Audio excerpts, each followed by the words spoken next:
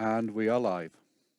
Well, it's 8:30 in Washington, so let us begin. Welcome everybody from around the world to the first of our global workshops for the Parliamentary Network for the World Bank and the IMF. My name's Liam Byrne. I'm a Member of Parliament in the British Parliament, and it's my great honour to chair the Parliamentary Network for the World Bank and the IMF. And it's my huge pleasure to welcome you to the first of two of our global workshops, which we're organising this week to coincide with the spring meetings of the IMF and the World Bank.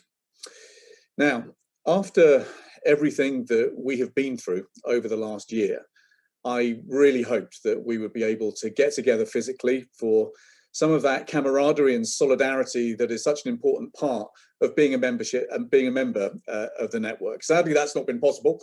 So we have done our very best to organise two workshops digitally with a wide range of activities, opportunities to hear from some of the leaders of the World Bank and the IMF, opportunities to learn from each other, and crucially, opportunities to put your questions and get some straight answers.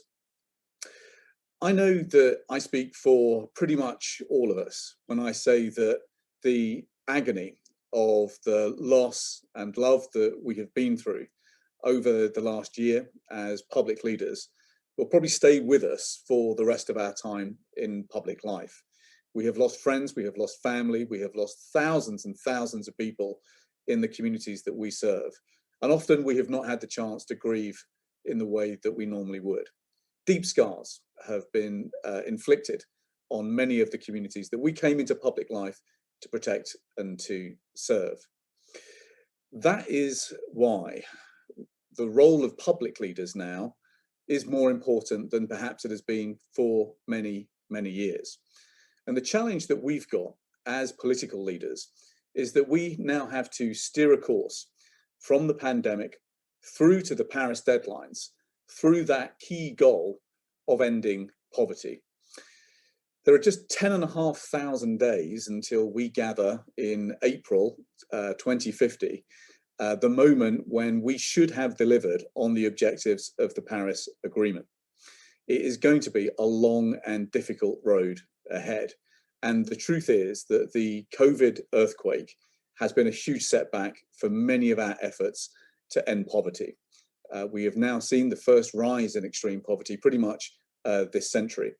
So there are going to be many obstacles on the way. And frankly, the hill that we have got to climb has just got an awful lot steeper. Nevertheless, the advent of a vaccine does mean that there is light at the end of the tunnel. The key for us now is to make sure that everybody gets to the end of that tunnel safely, safe in the knowledge that none of us are safe until all of us are safe. What we've tried to do, therefore, this year is organise workshops that are focused on the short term, the basic question of how we make sure everybody is safe, how we get back on our feet. But we've also organised tomorrow's workshop, which is on the medium term, on the question of how we go from lockdown to liftoff. Many of the challenges that we have got to wrestle with have changed dramatically over the course of the last year. The way that we think about policy in the years to come is going to have to be different. We've learned an enormous number of lessons over the last year. And crucially, all of us will be thinking, how do we work differently with international finance institutions and indeed with each other in order to take that journey as safely and securely as possible from Paris to the Paris deadlines from the situation we're in today. So to get us going today, I'm really pleased that we have got Antoinette Syed, the Deputy Managing Director of the IMF. We're then going to hear from Marie Penglistu from the World Bank, and then we're going to get into our workshop proper. So let me kick off with Antoinette, if I may. Thank you so much for sparing us a bit of time in what I know is an absolutely packed week for you. But let me hand the screen and the stage to you to get our workshop going. Thanks so much for joining us. And thank you so very much, Liam. Thank you in particular for those inspiring words opening this very important meeting. Thank you for another opportunity to address this important group. And a very good morning, good afternoon, good evening to everyone. As we kick off our virtual spring meetings here in Washington, I would like to share with you where we think the global economy stands and what policies we see as critical to avoiding a great divergence. Now, after the worst recession since the Second World War, the global economy is now on a firmer footing. We'll make an upward revision to our January forecast, as you'll see in our new World Economic Outlook when it's released tomorrow. We got to this point because of the unprecedented policy response from your countries of $16 trillion in fiscal action and massive liquidity injection by central banks. Without these measures, the global contraction last year would have been at least 3 times worse than it was. But at the same time, we see prospects diverging dangerously across countries and regions. The global recovery is powered by only a few countries. And while their growth acceleration and recovery is good, since all countries benefit through trade, this multi-speed recovery also means that poorer countries are at greater risk of falling behind. So with limited fiscal firepower to begin with, many emerging market and low-income countries now face constrained access to vaccines and even less room in their budgets. More volatile capital flows could pose a significant challenge to emerging economies with large external financing needs, and some of the poorest countries already face a high risk of debt distress. We also see divergence within countries, with youth, women, the low-skilled, and informal workers hurting the most. Supporting them is not just the right thing to do, it is key to healing economic scars. In other words, there will be no sustainable recovery without giving everyone a fair shot. So what should be done? Now, while the crisis is still with us, vaccine policy is the most important economic policy. We must do whatever it takes to ramp up vaccine production and distribution and deploy a fair mechanism to redistribute vaccines from surplus to deficit countries. This also requires a fully funded COVAX facility to accelerate vaccination in poorer countries. Faster progress in ending the health crisis would yield over $1 trillion in extra tax revenue by 2025. So paying for itself more than enough. And in parallel, and depending on policy space, countries must continue to provide tailored fiscal and monetary support. Now, once the pandemic recedes, countries will need to scale back support programs, but scale up social spending and active labor market policies, such as income support, hiring subsidies, retraining, and reskilling. Policymakers should also support viable small and medium enterprises through equity injections and effective bankruptcy procedures. These measures will be critical to mitigate economic scars and promote a fairer transition. As these steps are taken, we also have a once-in-a-lifetime opportunity to build a solid foundation for a more sustainable and inclusive economy, which is why we are calling on policymakers to use the next round of fiscal stimulus to invest in a greener and more digital future. We estimate that a combination of green investments and appropriate carbon pricing can put us on a path towards net zero emissions and help create millions of new jobs. We also know that the economy of the future will be digital. Scaling up investment in digital infrastructure and high quality education could help transform our economic system, boosting productivity and living standards. But the harsh reality is that poorer nations risk missing out on this historic transformation. New IMF analysis shows that low-income countries will need $450 billion over 5 years to fight the pandemic and return to the path of catching up to higher income levels. They can cover only a portion of this on their own. They will therefore need more concessional financing and debt relief. The G20's debt service suspension initiative and common framework are a good start. And for its part, the IMF has stepped up in an unprecedented way.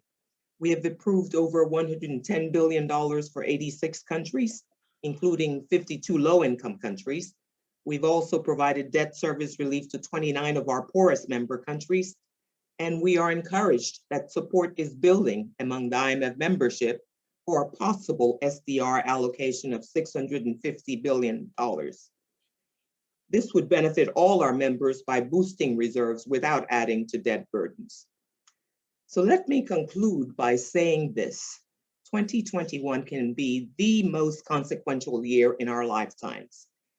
If we can come together to get to the other side of the pandemic and sow the right policy seeds, we can exit the crisis with minimal scarring and build the foundation of a 21st century economy. What we do now will shape our post-crisis world.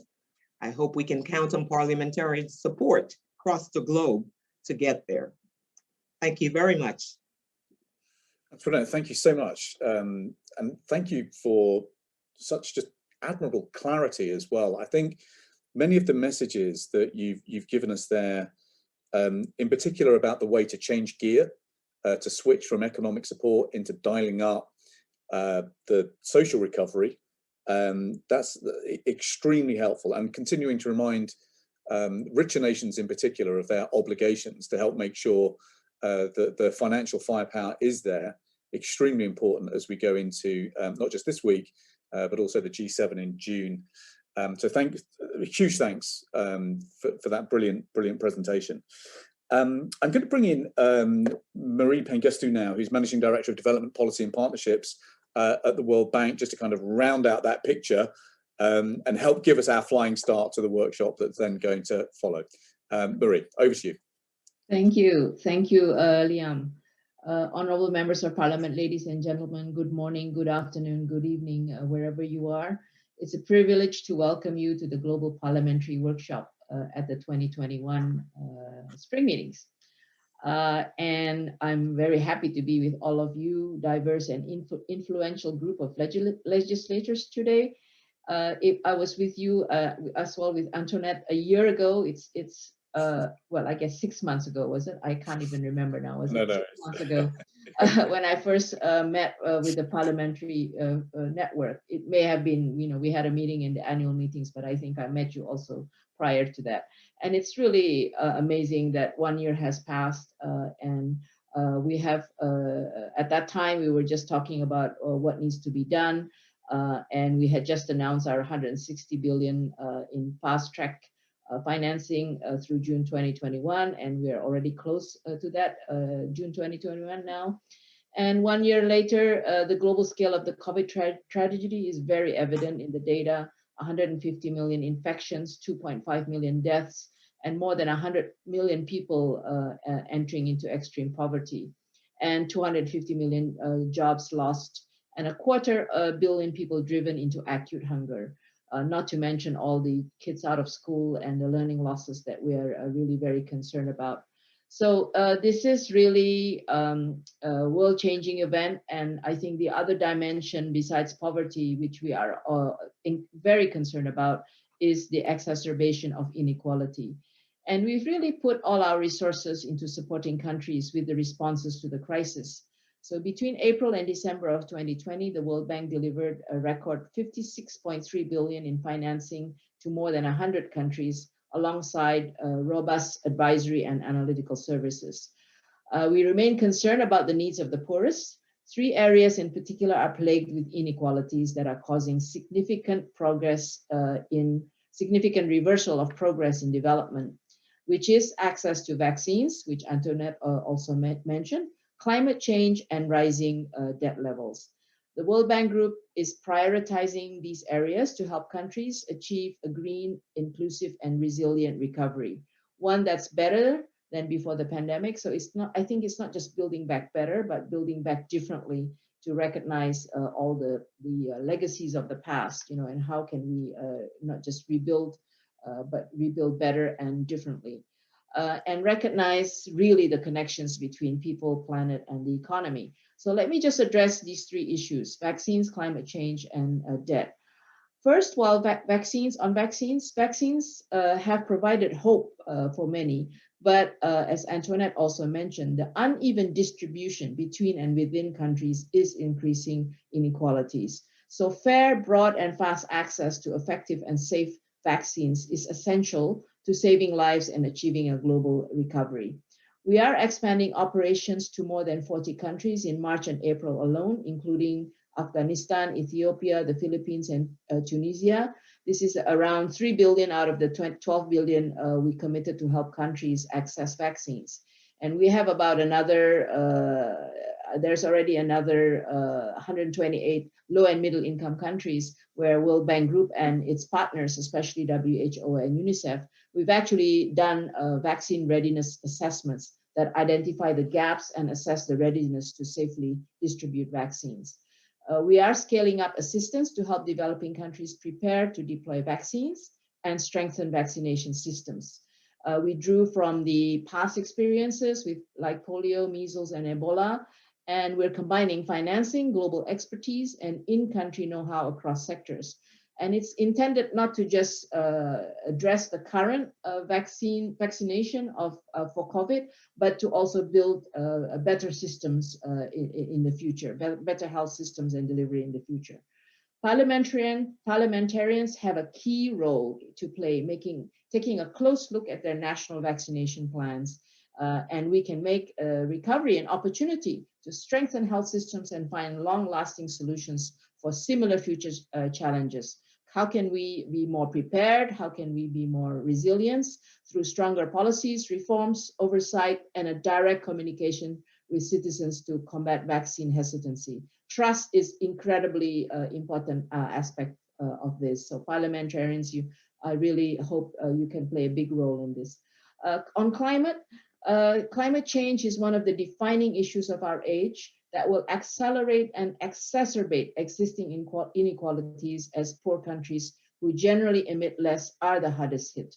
And we've also found that climate change with conflict and COVID are the drivers of poverty.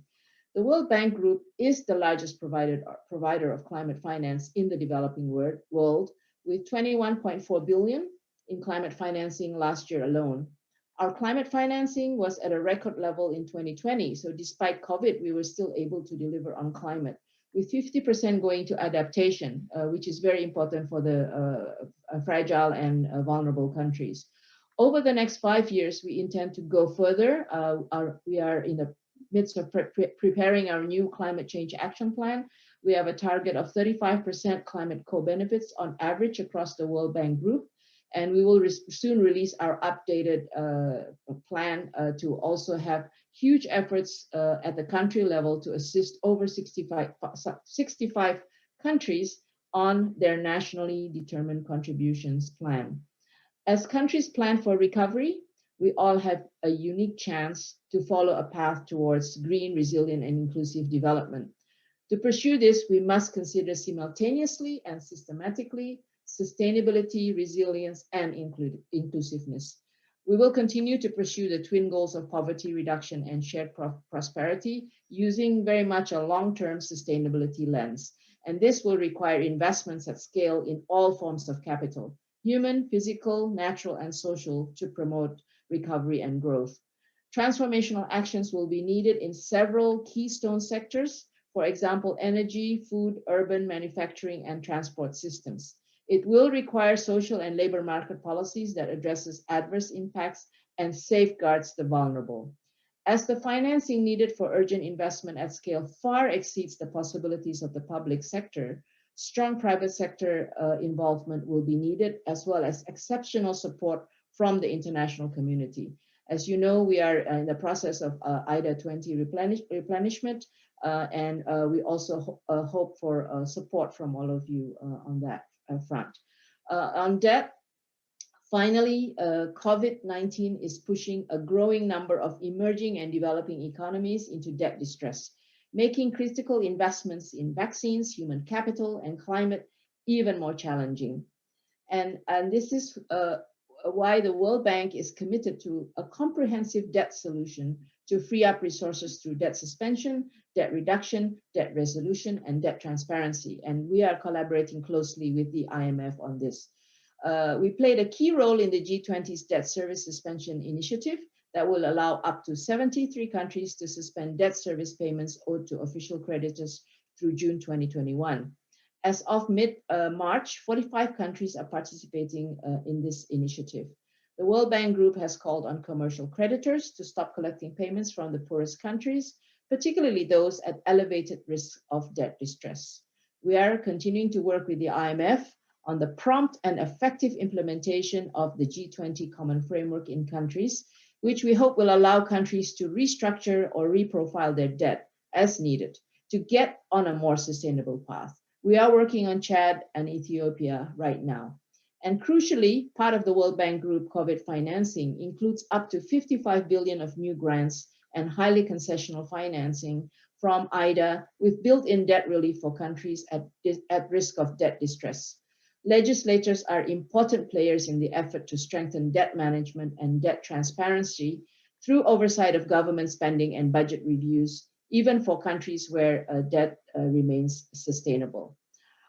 As I mentioned already, on IDA, we have really committed our scarce funding as efficiently and as impactfully as possible, doing a lot of front loading. We've redoubled our efforts, and to ensure other development priorities do not suffer and resources are available, we are bringing forward IDA 20 to start in July 2022, with pledges from donor governments expected in December 2021. Again, parliamentarians are important partners in advocating for more funding for IDA, approving ODA budgets, and appropriate funds. Your role in targeting funding and tailoring programs to the most vulnerable and marginalized people, overseeing governments, especially in support of transparency, and implementing reforms for a green recovery are critical in paving the way for a robust and sustainable recovery. I hope you'll take the opportunity over the next 2 days to have a constructive, open dialogue with us. We are really eager to hear from you and act with you. And we really hope that we can all work together to really address these unprecedented challenging times. Welcome again on behalf of the World Bank, and thank you very much. Marie, thank you so much indeed. I know that I speak for many people on the call today when I say we very much share your ambition to not simply build back better, but build back fairer, stronger, and greener. And I think what was especially important in both of your presentations today is that I think you've taken on board a lot of the feedback that we had from parliamentarians from the autumn meetings last year, that although we could see the logic of the pathway to fiscal stimulus into an economy that was greener, we still got to get through the emergency. And so both of you spoke brilliantly about just the need to get the first step right. And getting vaccine availability. Antoinette, your language was vaccine policy is the best economic policy right now. And Marie, you really underlined that point, I thought, really well. I'm conscious that we have 10,500 days to go until we meet in April 2050, by which time I hope we will have indeed kept global temperature rises down. But I'm also reminded that global GDP is forecast to double over that period. And the question is, are we collectively going to find a way to make sure that that great rise in economic prosperity is a harvest that is shared more fairly, and a harvest that is put to good use in helping us keep temperature rises down? So Antoinette, Marie, I know you've got a packed schedule today. Thank you so much indeed for giving our workshop such a flying start, and look forward to catching up with some of the conclusions over the course of this week. Thank you so much. Thank you, Liam. Thank you, everybody. Thank you very much, Liam. Thank you. Thank you.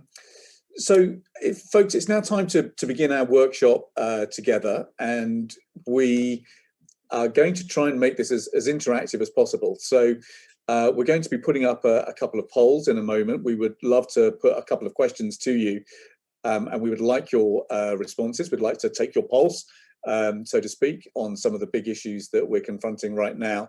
And we're going to hear a little bit from some parliamentarians around the world. and then we've got a couple of guest speakers to get the next lot rolling. So let me just put these poll questions to you first. So we wanted to keep the real focus of today's workshop on the short term. How do we make sure that we all get to the end of that tunnel? COVID, the vaccine against COVID gives us some hope, but how do we make sure that hope is now fairly shared? So we've got two questions here which we would like to ask you. So first, on a scale of 1 to 5, how would you rate your government's management of the COVID crisis? You've got a range of answers there. And then the second question is, on a scale of 1 to 5, how prepared do you think the international community is to handle a future pandemic? So I'm going to leave those questions on the screen for a minute or so. So please just click on what you think is the right answer. And we're going to present the answers back a little bit later on in the session, along with the results from one of our visual artists who is listening in and is going to kind of present us back literally a picture of some of the things that we've said. So before we go on to our guest speakers, Alberto Rodriguez and Antonio Spilimbergo from the World Bank and the IMF respectively, we thought we would just share with you some perspectives from Parliamentary Network members around the world about some of the lessons that they have learned and some of the ways in which the World Bank and IMF has helped, and some of the challenges that still remain outstanding. So if we could perhaps just put the poll down now, and let's move on to the video, and then we will hear a little bit from our guest speakers. Thanks very much.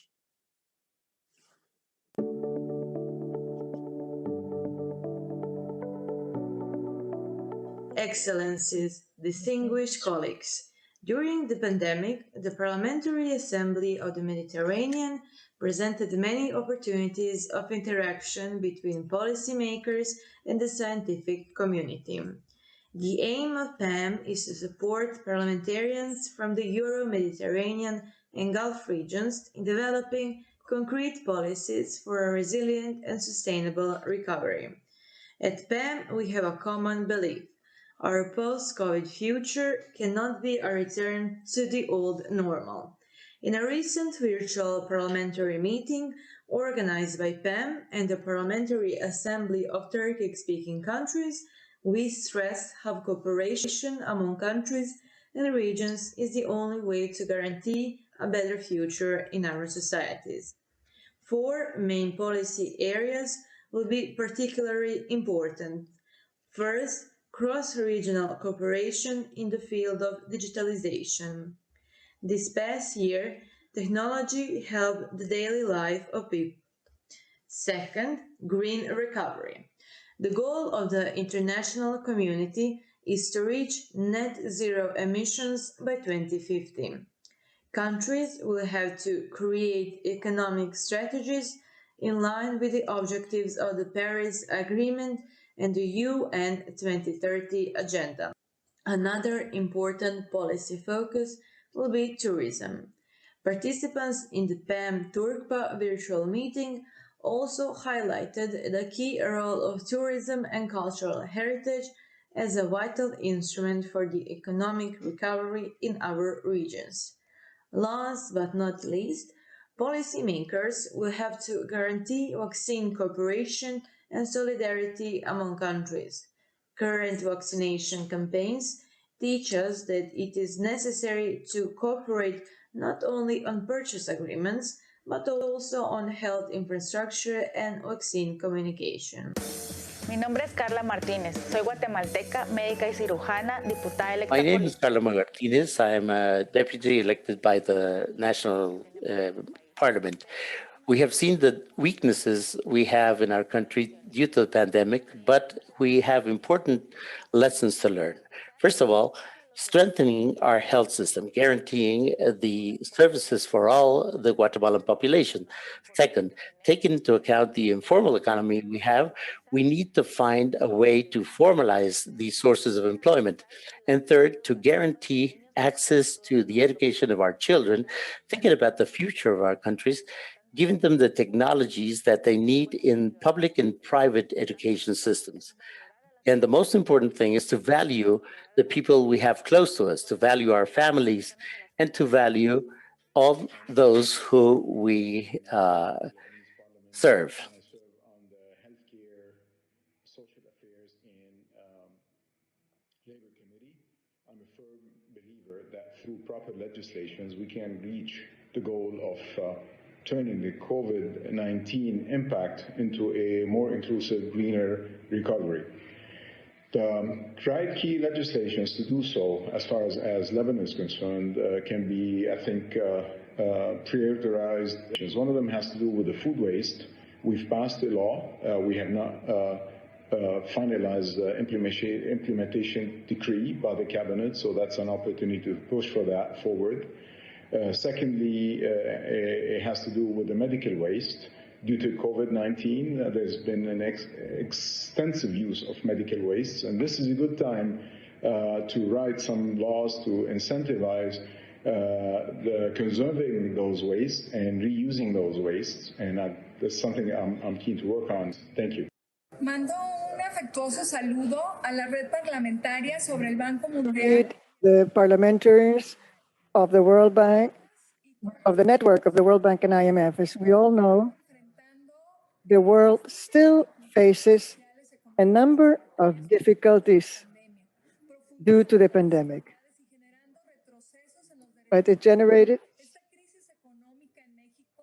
steps back. This economic crisis in Mexico has meant that more than 12 million people, mainly women, have lost their jobs and their revenues. Unfortunately,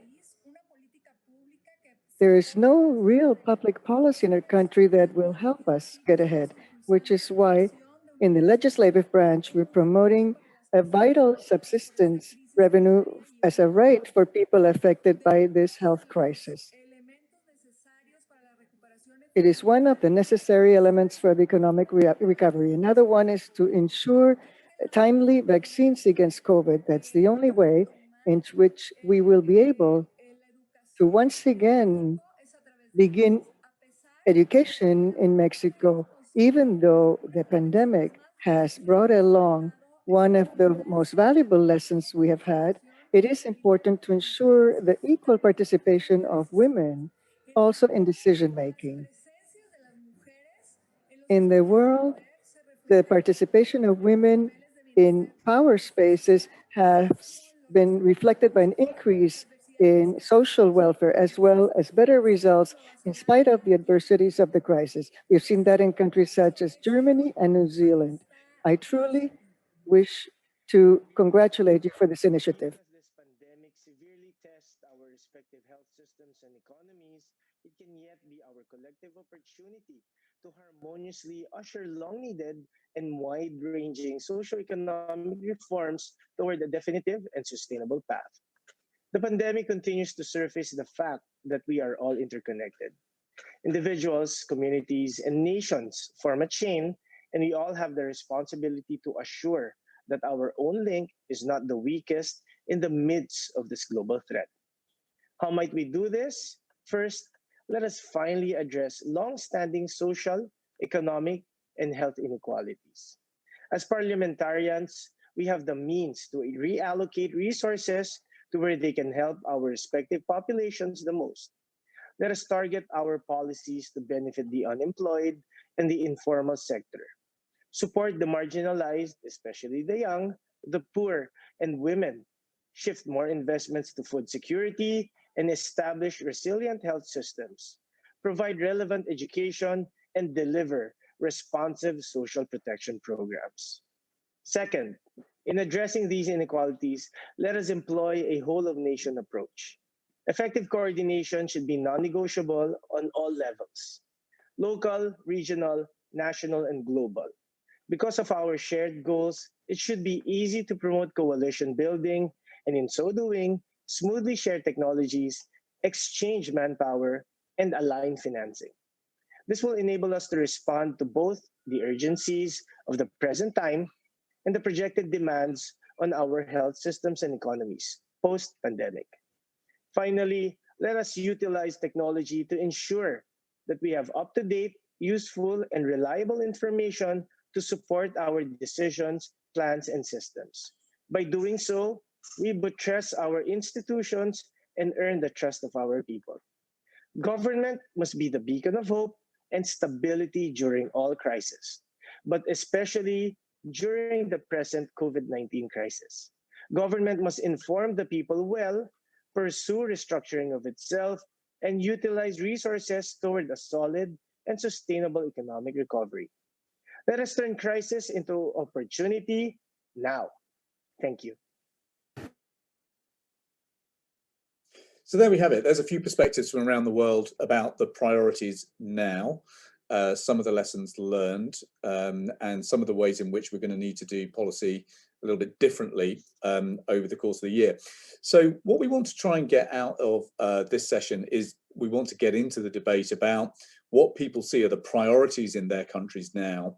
What are some of the lessons that have been learned over the last year about the way that we should do things differently? What are some of the new risks that you're seeing? Are some of the old risks that you know about changing shape? Are they getting bigger? Are they fading away? We'd love to hear about that. And then crucially, we'd like to know what kinds of ways in which you think we can be working differently and better with the international finance institutions. So we're going to have a couple of speakers now, but please do put your questions in the Q&A. And I will do my best as moderator to then put those questions to our guests. So I'm going to hand over now to Alberto Rodriguez, who's Director of Strategy and Operations, Human Development for the World Bank. And then we're going to hear from Antonio Spilimbergo, who's Deputy Director of Research at the IMF.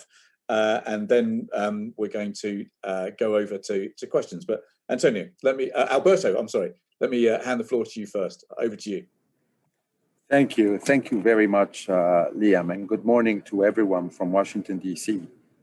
The COVID pandemic has taken a real toll on the health and the welfare of billions of people and has devastated economies worldwide.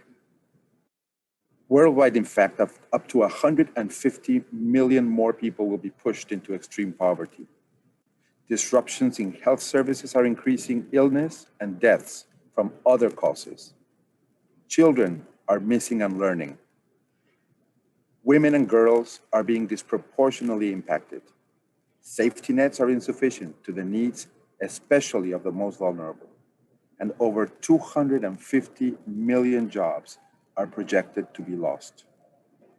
The COVID-19 crisis, as has been said by Mary and the previous speakers, is increasing inequalities throughout the world, and without access to vaccines, the gap will widen further, wiping out a decade of gains in human capital outcomes.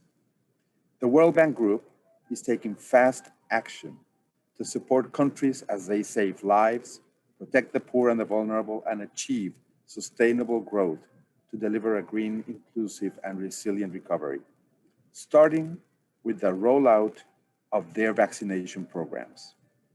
We have made up to $12 billion available for this purpose. The financing can be used flexibly by countries for what they need the most. In some cases, for the purchase of vaccines, others for help with the safe and effective distribution of vaccines, and others to strengthen the health system that is so essential to success and to preparation for the next pandemic. Let's be very clear. The COVID-19 vaccination campaign is being the largest in history. We had never vaccinated all adults. We were always focused on children. And this time, we're focusing primarily on the elderly and adults. We had never had the production of vaccines happen so fast, up to the point where right now we have several vaccines that have emergency use listing by WHO. The vaccines produced must be distributed in all countries so they reach all people. This is a massive undertaking. The delivery presents challenges that are incredible in scale, speed, and specificities for each country, especially for low and middle income countries. Low and middle income countries need fair and equitable access to vaccines because, as we've said before, no one is safe until everyone is safe. Through our efforts, we realize that countries are different stages of preparedness. They have different challenges and therefore require different kind of support.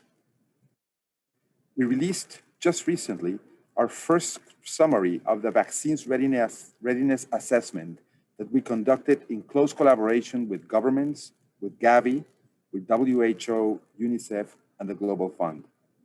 With our partners, we have helped 128 low and middle income countries identify the gaps and assess readiness to safely distribute the vaccines. The good news is that all countries are in the middle of strengthening the most essential parts of their vaccine delivery systems so that they can begin inoculating their populations. Countries affected by conflict and fragility, however, are the least ready in almost all areas. In some of those countries, there are large displaced populations which present different challenges in terms of vaccine distribution and deployment. Where there are gaps, we must move quickly to fill them. Strengthening vaccination systems has many components, and we're supporting countries to get ready by several aspects. One, establishing policies for safe and effective deployment. Second, expanding storage and building cold chains. Third, developing tracking systems to make sure that vaccines reach people that are intended to be reached. Fourth, training and motivating frontline health workers. Fifth, supporting citizen and community engagement programs to build support and understanding the benefits and such that the apprehensions are addressed. Next, identifying and targeting the highest risk populations, especially the frontline workers in the health sector, in order to sustain the scale of the response. And all of this has to be done supporting health systems to restore already disrupted routine vaccination and other health services. By the end of April, we expect to have committed $2 billion in vaccine financing for 20 countries. So far, 10 vaccine financing projects totaling $1.3 billion have been approved for Afghanistan, Bangladesh, Cabo Verde, Ethiopia, Lebanon, Mongolia, Nepal, Philippines, Tajikistan, and Tunisia. Beyond that, there is about $2 billion additional in financing under preparation in over 30 countries. All countries are working to protect their people through vaccination programs and building their struggling economies. But they also need to ensure that their investments address immediate needs and strengthen systems towards the future. The COVID pandemic underlines the importance of flexible and tax-funded income systems, such as cash transfers, programs that the world has supported around the world. The ability to transfer cash quickly from governments to people is essential. While almost 200 countries have developed social protection measures in response to COVID-19, many have struggled to identify and reach informal workers. Also, economically marginalized people, especially women, are often invisible to their governments. They are less likely to have formal identification, own a mobile phone, or appear in a social registry, and thus they are at greater risk of missing out on these economic lifelines. To address this, countries need to accelerate digitalization of government identification systems, payment platforms of other critical services in partnership with the private sector. The impact of the pandemic has also left out an entire generation of students that are starting to be unable to achieve their full education, employment, and earning potentials goals. Our operational and policy response is not only responding to the crisis, but it is also building back better systems so that we don't replicate the problems that led to the learning crisis before COVID-19. And some of the steps that we are taking include using the opportunity to shape more resilient education systems that are better prepared to cope with future shocks and ensure opportunities for all. Helping countries implement multi-platform strategies, combining online resources with radio, TV, social networks, and expanding access to printed material at home. Without decisive remedial action to address the impacts on education and learning, the crisis threatens hard-won gains in human capital, irreversibly damage the lifelong opportunities for millions of children. As we ramp up our collective efforts for immediate response, we also need to protect the future to ensure a more resilient and inclusive recovery, which calls for investing more and better in pandemic preparedness. Better systems include surveillance and monitoring that are essential to overcome the pandemic and to be better prepared for future disease outbreaks. These are critical to detect, identify, treat, and halt transmission of deadly viruses. In fact, not long ago, the bank expanded the financing for the Regional Disease Surveillance Enhancement Program, which enhances the regional preparedness following the devastation caused by Ebola in Africa, in West Africa in 2014 and 2015. To reach a resilient and inclusive recovery, will require also investing in physical, financial, human, and social capital. This means having clear communication about the financing, policy, and institutional reforms with constituencies and local communities. It also means the urgent need to build trust nationally and to help stop the spread of misinformation. More than ever, timely knowledge sharing and efficient partnership will be important to deliver positive country impacts and outcomes. We will rely on the support of the Parliamentary Network to help inform smarter and more effective policies and reforms. We will work with all partners to make sure that we can deliver on this critical aspect of the response to support low and middle income countries to put an end to this pandemic and embark on a stronger path for an inclusive and resilient recovery. Let me conclude by saying that we are committed to support countries during these challenging times, but we also need to work together so that we can make systems stronger to help people through this pandemic and beyond. Liam, over to you. Super, Alberto, thank you so much for quite a comprehensive survey there of the vast amount of work that you've had to kick into gear actually very quickly over the last year. I think anybody listening to that can tell just the sheer scale and the sheer breadth of what you've had to do really has been quite extraordinary. So the clock is ticking against us. So let me hand straight over to Antonio from the IMF now for a few short remarks, and then we'll get stuck into questions. Please do carry on putting your questions into the Q&A, and I will do my best to sort of round up some of those more representative questions to put to our speakers. Alberto is going to leave us shortly, and we're going to have two of his colleagues from the World Bank, James Savitra, who's Global Director of Education, and David Wilson, who's Programme Director for Health and Nutrition and Population, are going to help field the questions. But Antonio, let me hand the floor to you, sir. Yes. Thank you so much for joining us. Thank you very much. I'm very honored to speak in this audience and to this audience. My name is Antonio Spilimbergo. I'm Deputy Director at the Research Department at the IMF. I will talk about the scarring of this crisis. Before doing that, I will highlight four things which are important to understand before talking about the scarring in the future. First, there is no trade-off between the economy and health. At the beginning of the crisis, there was a big debate whether we had to close or not to close, and what was the proper sequence. What we have learned, all countries have learned, that there is really no trade-off. Unless we solve convincingly the crisis, the health crisis, there is no durable, sustainable economic recovery. Second fact that we learn.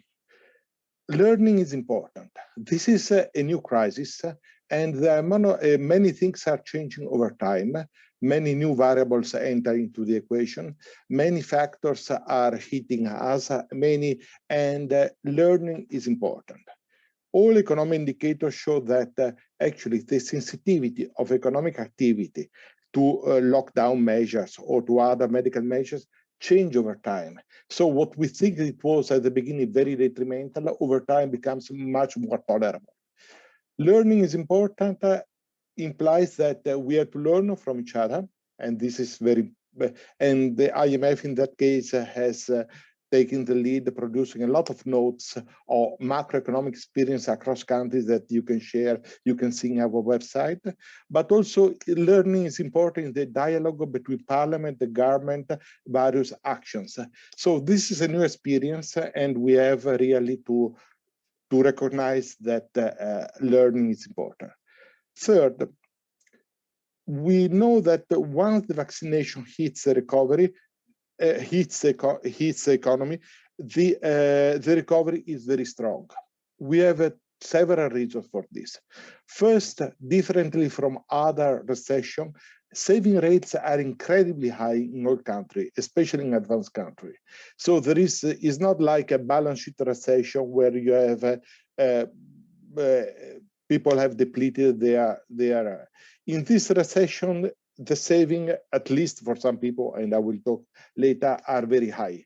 And so once these people can start spending and doing, the recovery probably will be high. Second, the service sector, which is the most damaged, usually recovers faster than others. And I will talk also in a second. It's not like manufacturing that requires more time. Third, what we fear at the beginning, and this goes back to the issue of learning, that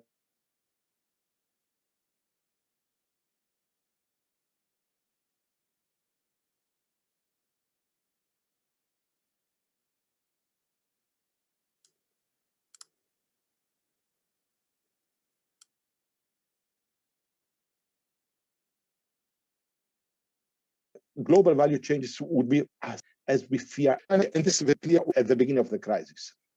So for a series of reasons, we know that when the country is completely vaccinated, or at least receives some herd immunity, the recovery can be strong. Finally, fourth point, what we learn is that the recovery, unfortunately, will be unequal across country and with the country. Why? Well, unequal across countries because we know that depends strongly on the vaccines, and vaccine availability, unfortunately, will be unequal. And I say unfortunately because, well, it's not a welcome outcome, but we know that this will happen. And second, because we know that within country, some sectors will be hit more than others, are be hit more than others. So for facts, there is no trade-off between economy and health. Second, learning is important, even more than other recession. Third, vaccination, once your country is vaccinated, the recovery may be very, very, very strong. Fourth, it will be an unequal recovery. So given this context, what are the scaring effects? What do we expect?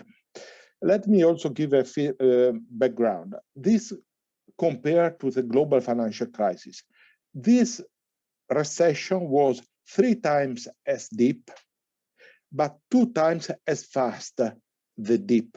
So this was a fast, deep recession, which, and this is a good news, so far we haven't damaged the global financial system and the financial system. Part of the problem of the previous crisis was that the lingering damage to the financial sector prolonged the pain of the recession. This is not happening this time, or at least has not happened this time, thanks to decisive issue. So this is good news. And if you look at our projection for the global economy in 2024, we project a decrease only 3% with respect to what would have been without the corona, the crisis. So it's not a deep scarring overhaul, but it's very unequally distributed. Why? Well, this recession was very peculiar because it spurred some sectors which did incredibly well. All IT sectors, as you also see from the stock market, did very well. So other sectors, the contact sectors like tourism, schools, and retail did quite bad. Now, the countries that had more technology had started in a very favorable situation, and they are set to benefit from this. Now, as I said, this crisis highlighted also some trends which were pre-existing before the crisis, the trend toward more digitalization, more IT. This means this crisis quickened some trends which were already ongoing. As all trends, we have to worry about the transition and the reallocation. We know from history that each time there is a reallocation across sector, this is painful. Something that economists many years ago underestimated was really the pain of reallocating people across sectors. So this crisis, which is a sectoral crisis in many respects, calls for policies helping people to reallocate across sector and to help nations or people who are left behind by this reallocation. Second challenge will be that in addition to recovery, we want also to redirect the economy to a green economy. So within the reallocation, we have to think another reallocation of sectors, of ways of having less reliance on carbon emitting technology. About the scarring, as I said, what we did is we compare what would be the growth, the level of GDP actually before in 2024, now, and if we had not had the crisis. If you look at this number, US will be only partially scared. Is just -1%, the difference between what our projection before and after the crisis. But Latin America, for instance, will be hit by -7%, the difference between the trend and what they will, the level of GDP they will actually have. This is, so we are experiencing a diverging recovery. A recovery which will be different across sectors and across countries. What is the role of the IMF in this? I think that is twofold. First, to support the most vulnerable country, and our Deputy Managing Director has already explained various initiatives. But also, we have to think about risk, because this unequal recovery, where advanced economies will probably recover faster than the rest of the world, calls for risk.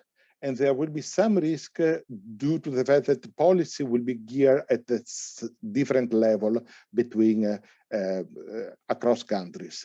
And this is something that we have been monitoring quite strictly, and I think it's very important to keep an eye on. With this, I would like to conclude saying that, as I said, I'm very honored to speak to this audience, because I think this audience is key in finding solution for the problems and looking forward. And this learning is very exciting. It's not only a challenge, but it's also a source of excitement and stimulus. Okay. Antonio, that was wonderful, absolutely wonderful. Thank you very much indeed for just such a thorough presentation. And I remember I was a finance minister during the financial crisis in the UK, and I remember coming out of that and realizing for the first time that we were learning from each other, but at the time we were only at the very beginning of that. And so sometimes you forget that actually, as you begin learning lessons about how to respond to things, you've got to keep on doing that. You don't just learn the lessons and then stop. You have to keep going. Right, we're going to go to questions from you from around the world now, but first we're going to have our second poll. Now, these polls are anonymous, so don't worry that anyone will be recording exactly what you've said. But Chelsea, if you could put up the second poll for me now, that would be brilliant. So we've got two questions here, folks. The first, what are the key elements for better pandemic preparedness in the future? Range of choices there. And the second question, did the World Bank Group or the IMF help inform your Parliament's COVID response? So please do give us your points of view on those questions.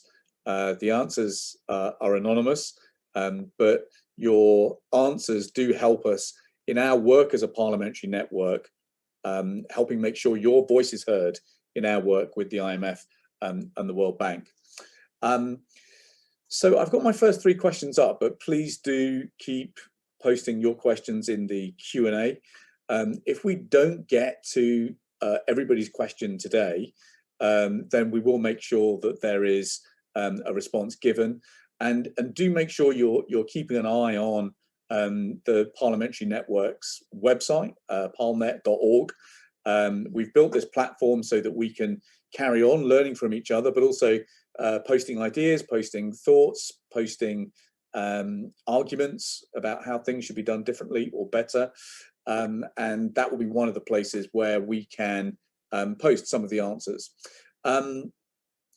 Right, so I've been joined now by David and James. Thank you so much, folks, for joining us and helping answer some of these questions. I'm just going to go through the questions in groups of three, if that's okay, just because it will help us get more questions over the next hour. I'm going to kick off, though, with Redha Faraj from Bahrain, who poses this question about how poor countries can allocate resources in fiscal policies towards green investments when the resources available aren't adequate to meet current expenditure. Now, this was a really important question that was possibly the most important question that emerged from our network meetings last year.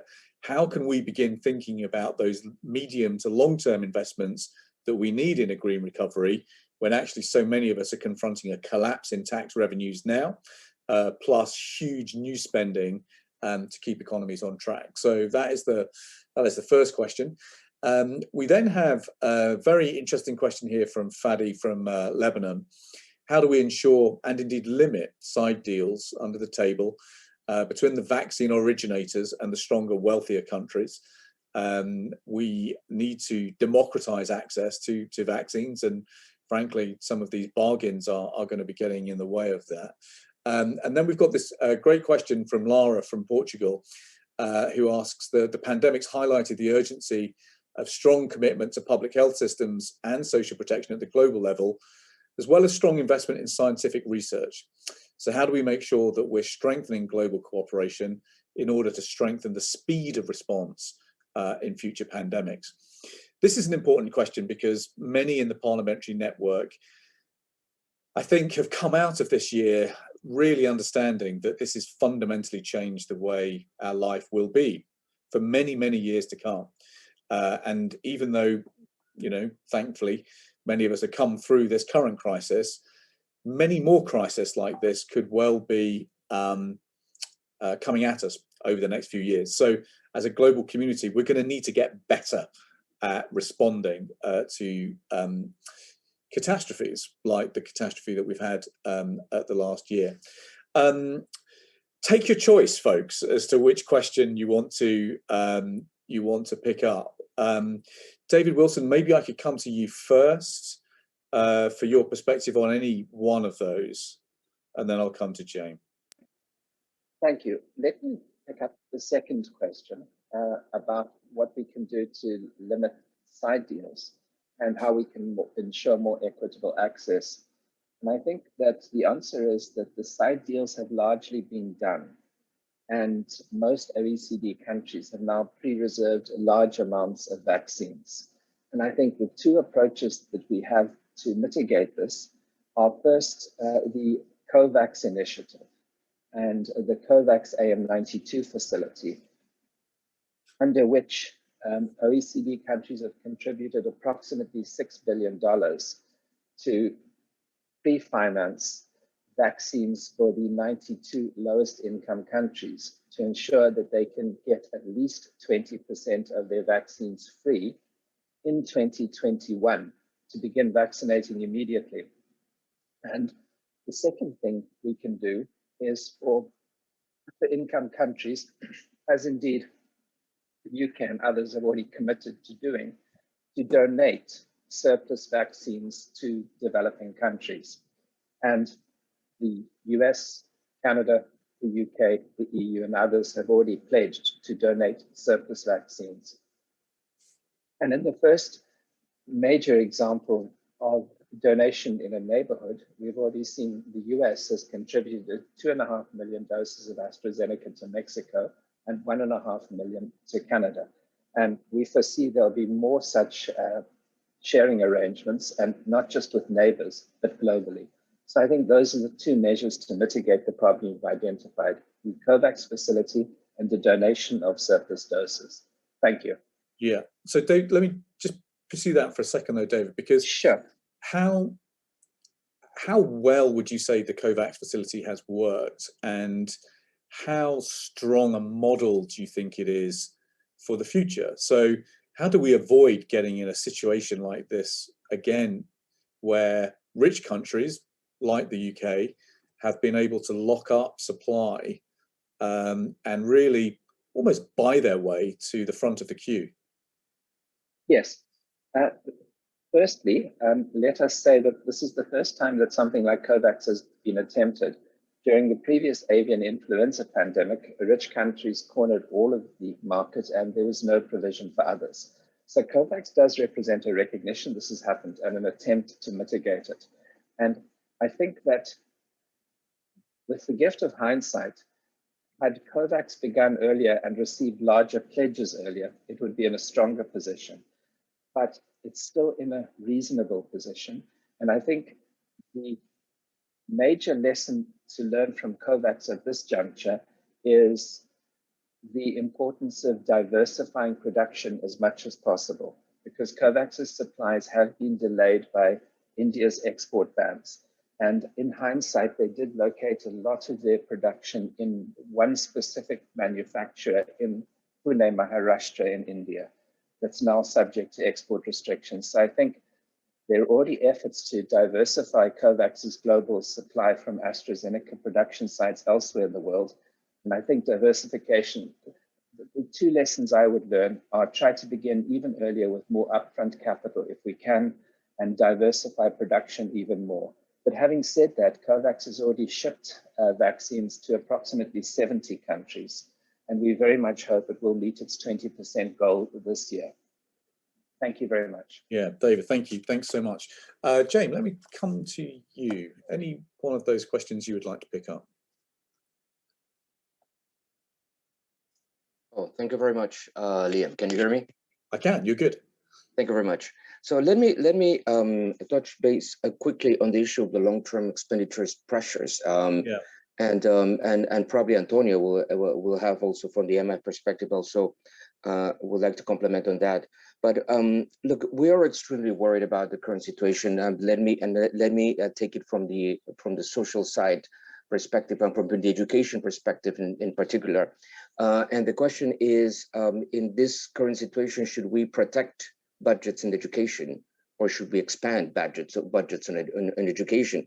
And unfortunately, the challenge that we have is immense. As some of us have already mentioned, the impact of this crisis in terms of potential human capital accumulation is extremely negative. Given the dropout rates that we project, given the learning losses that we project in a context in which we are living the worst education crisis of the last 100 years, because we've never lived about, in many countries, particularly many low-income countries, about 1 year of school closed. And at the same time, extremely complex economic crisis. we see that the learning losses could be immense. We have one indicator at the World Bank called learning poverty, which is what's the percentage of children who cannot read and understand a text by age 10. Learning poverty should be 0. All kids should be able to read and understand a text by age 10. That number was 53. The percentage who could not do it was 53% before the crisis. And we expect that number to increase by 11 points in low and middle income countries as a consequence of the learning of the school closures. If we map that to potential losses in productivity and foregone earnings, what we calculate is that potentially this could imply a loss of $10 trillion of foregone earnings of this generation. I'm not talking about the losses for economies. I'm talking about foregone earnings for this generation of children and young people who are currently in, or should be currently in school. That's a huge number. That's about 10% of global GDP. And if you think, well, this is a generation that will have to pay the debt that all countries are incurring in order to combat the crisis, right? Which is correct. I mean, you need to incur in debt if you're in a war, right? But this generation, right, will have their productivity really really hampered if we don't do the right things in the coming few years in terms of recovering a lot of the human capital that could be potentially lost. So we really need to continue and in some cases expand our investments in education.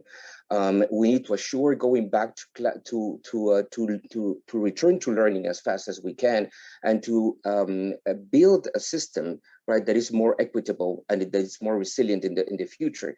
The impact of the education crisis is very unequal, right? I mean, there are the young, I mean, rich kids, rich children have been able to cope to a certain extent, right? But the poor or the middle class has been much more difficult given the fact that online learning was probably not available to them. So the need to expand expenditures is really big. Unfortunately, what we see in low and middle income countries is that only 1/3 are either protecting or expanding their budgets in education this year with the data that we have so far. So the challenge is really, really big, but we really need to rebuild the social contract for the coming years, in which we have mobilize the domestic resources that will be needed in order to invest in our children and young people.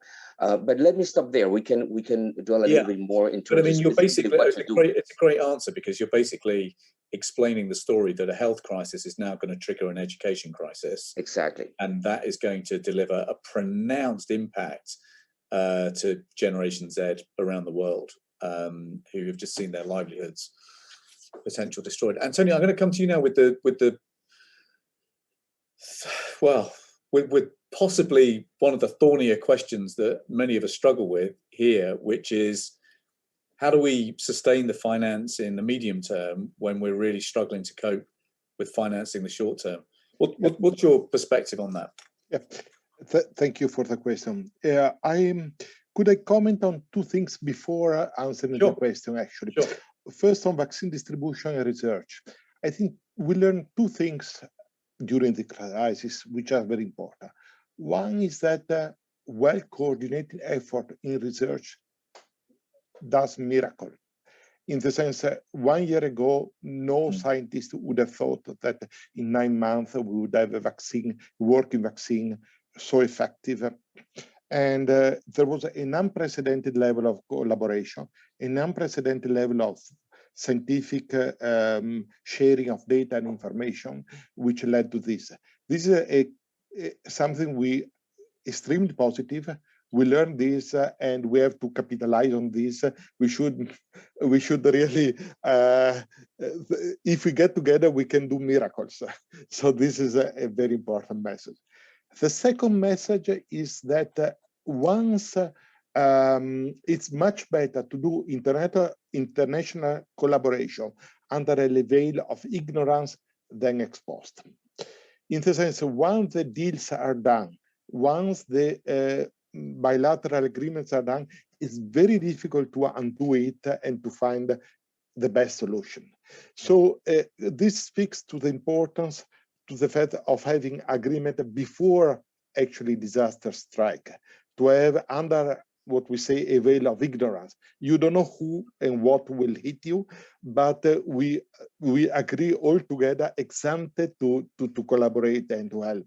And this is also a big lesson that we knew, but it was even more evident now.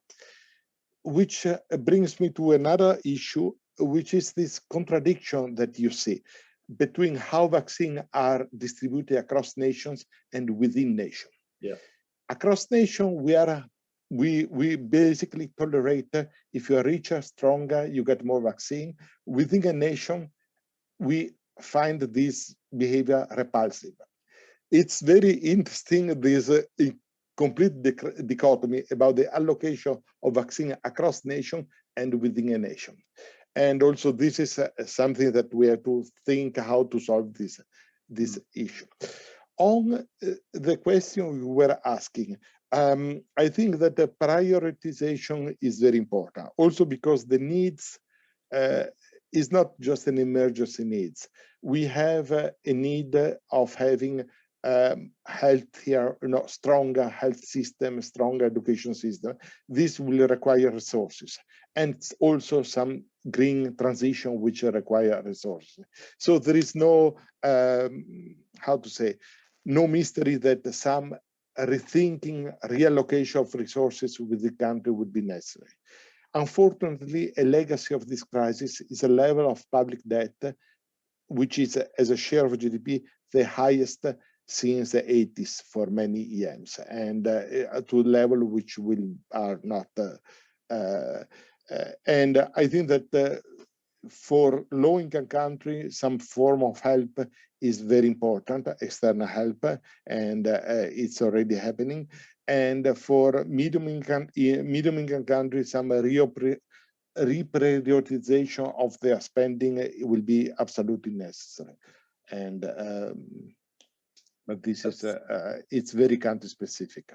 Yeah, that's really helpful.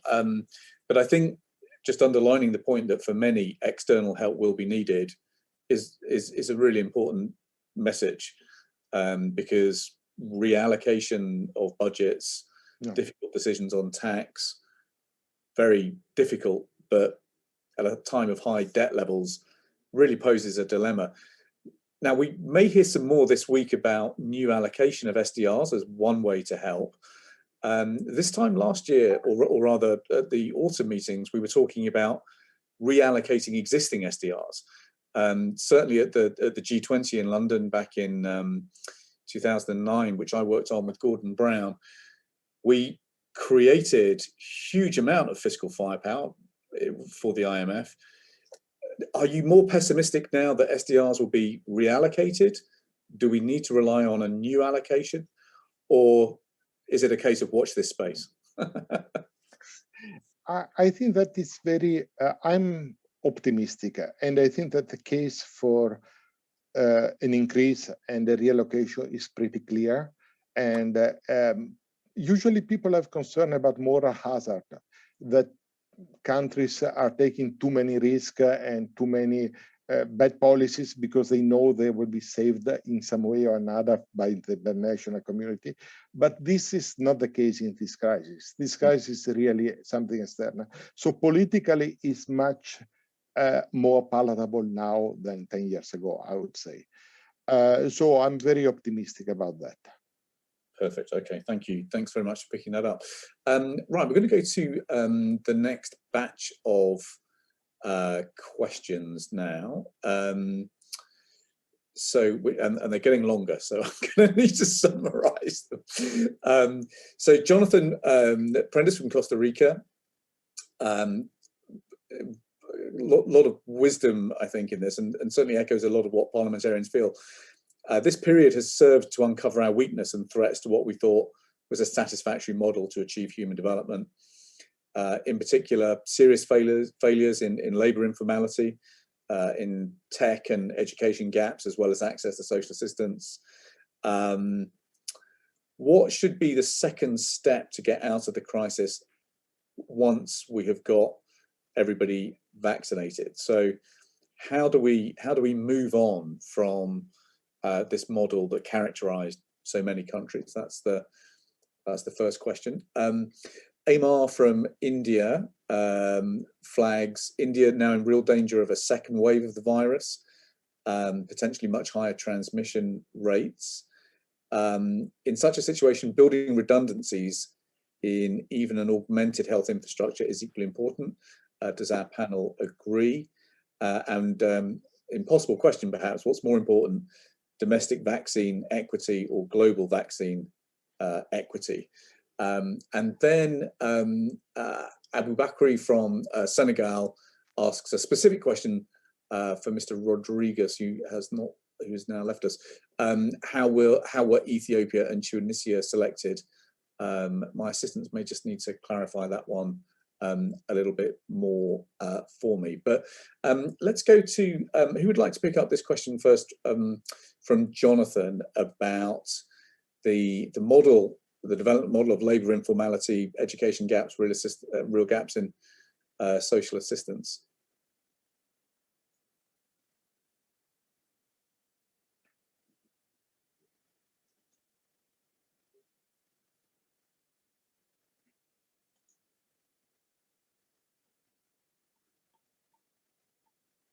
Maybe I could put that to Jane first. Anything in there that you'd like to pick up? Yeah.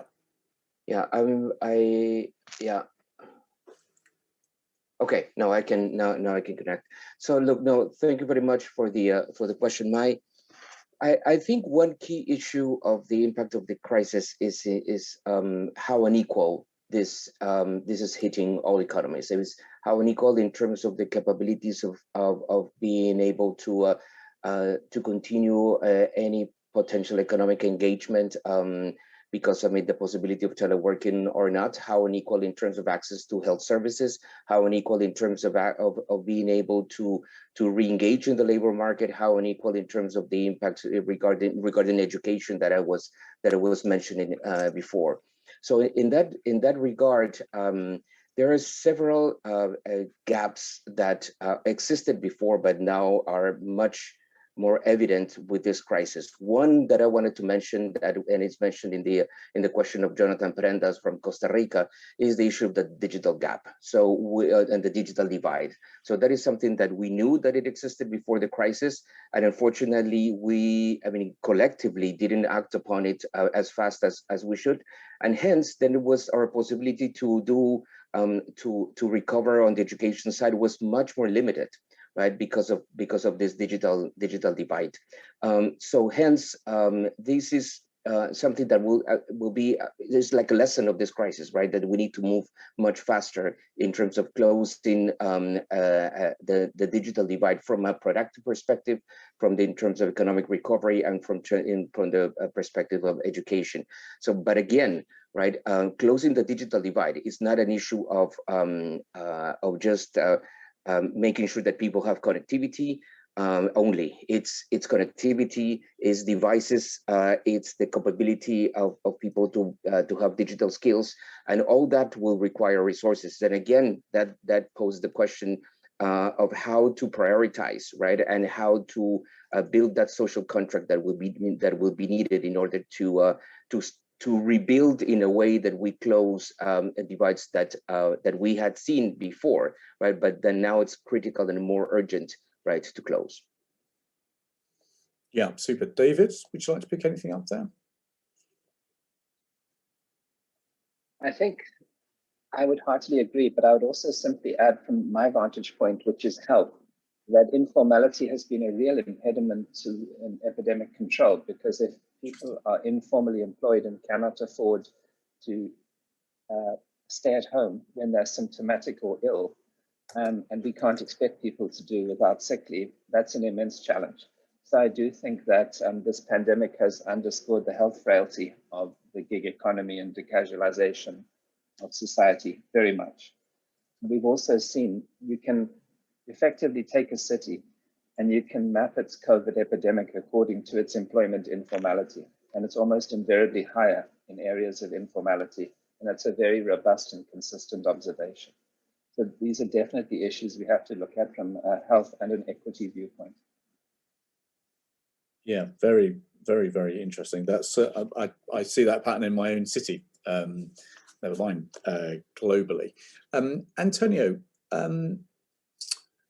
anything there you would like to pick up? Any aspect of national equity versus global equity, for example? No, as I said, I just noted this big contradiction between how we deal at the international and the national level. This speaks to the necessity of improving our international collaboration, especially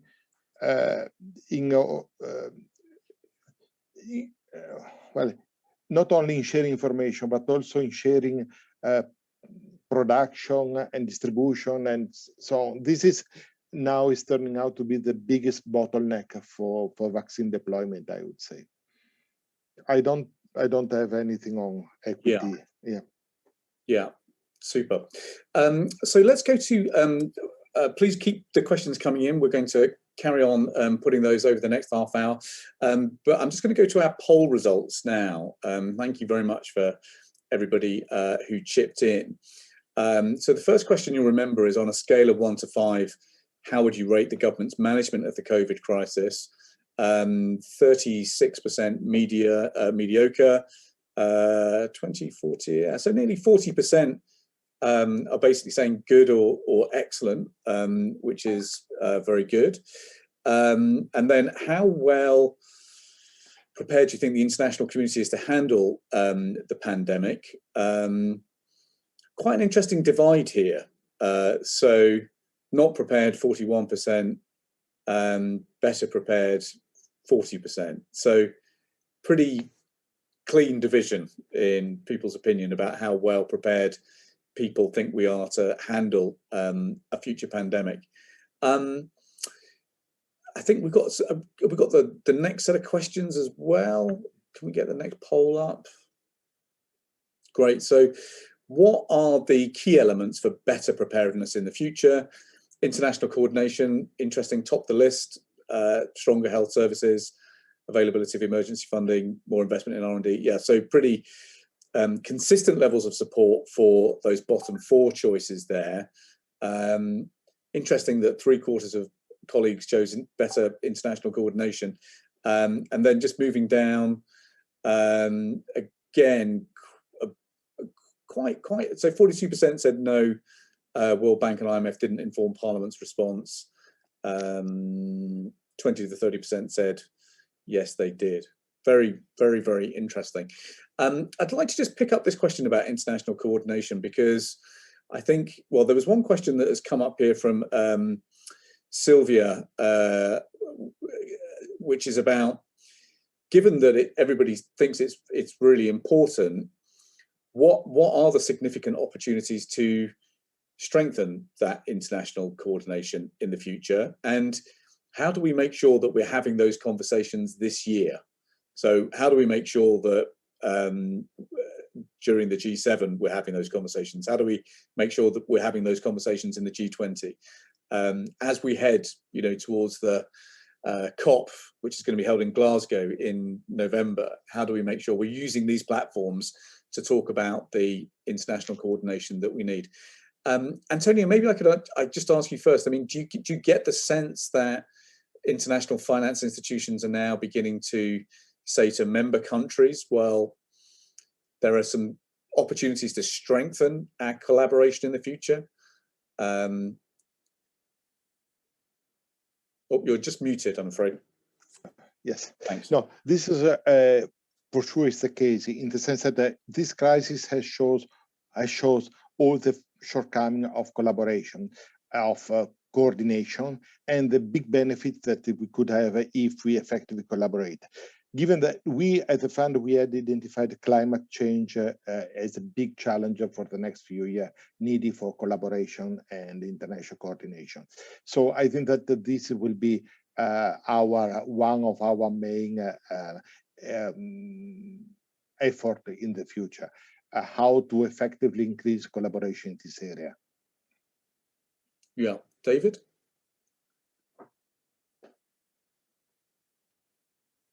Thank you. I think that we've already discussed how important the scientific collaboration has been. The virus was gene sequenced within 10 days. It would have taken a decade had it been a matter of years earlier. And on 11 January last year, that sequence was shared globally, and within 24 hours, Moderna had essentially sketched the outline of their vaccine. And that's an extraordinary tribute to scientific collaboration. I think wider public health collaboration is more challenging.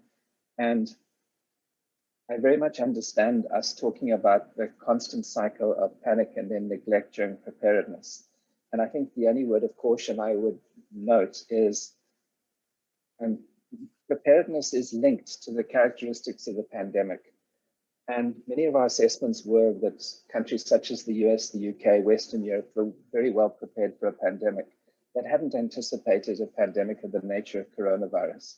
So we absolutely do need to focus on preparedness, but also with the recognition that we are preparing against the unknown, which isn't always as simple as it might look. And finally, on the question of the capability of one's national responses, I think it is helpful to realize that we're still in the midst of the pandemic and that judgments change. And it is striking how 3 countries that are not judged to have handled the first phase of their pandemic well, the US, the UK, and Israel, have handled the second phase, the vaccination phase, very well.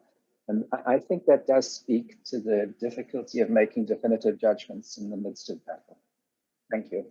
Yeah, thank you. Yeah, James, what would you pick up there? So thank you very much, Liam. And let me answer the issue of international cooperation from the perspective of what Silvia Jacopo, the senator from Argentina, just is looking at the chat now, is mentioning regarding both the potential of international cooperation, but on the other side, still the huge gap that we have in terms of resources that have to be invested at the international and national level. And I think one critical point to have in mind is that even if there's a huge role on the financing side from the international community and could be very important, we have to take into account that we're talking about social services, and it is always a very small fraction that comes from international resources if we compare to how much is spent from domestic resource mobilization.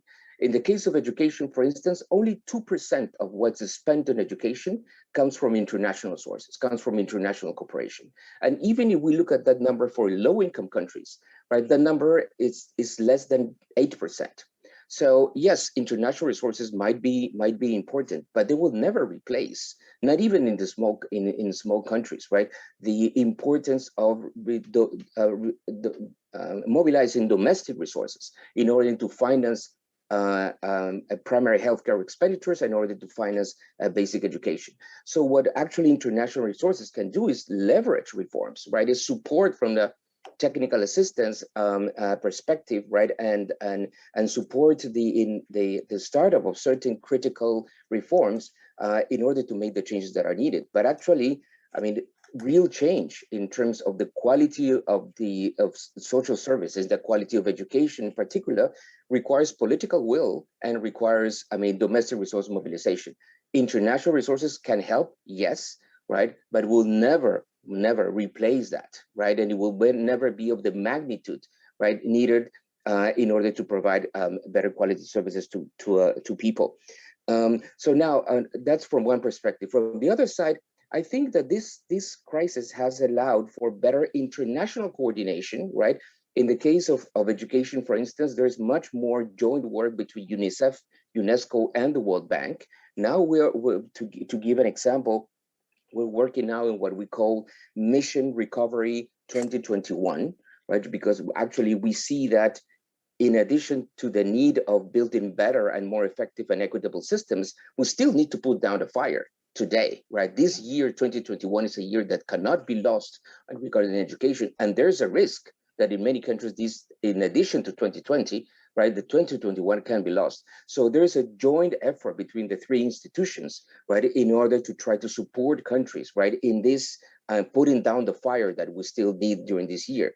But again, international coordination, even if you say these 3 institutions, for instance, UNESCO, UNICEF, and the World Bank that have a huge impact in terms of international expenditures on education and on data regarding education.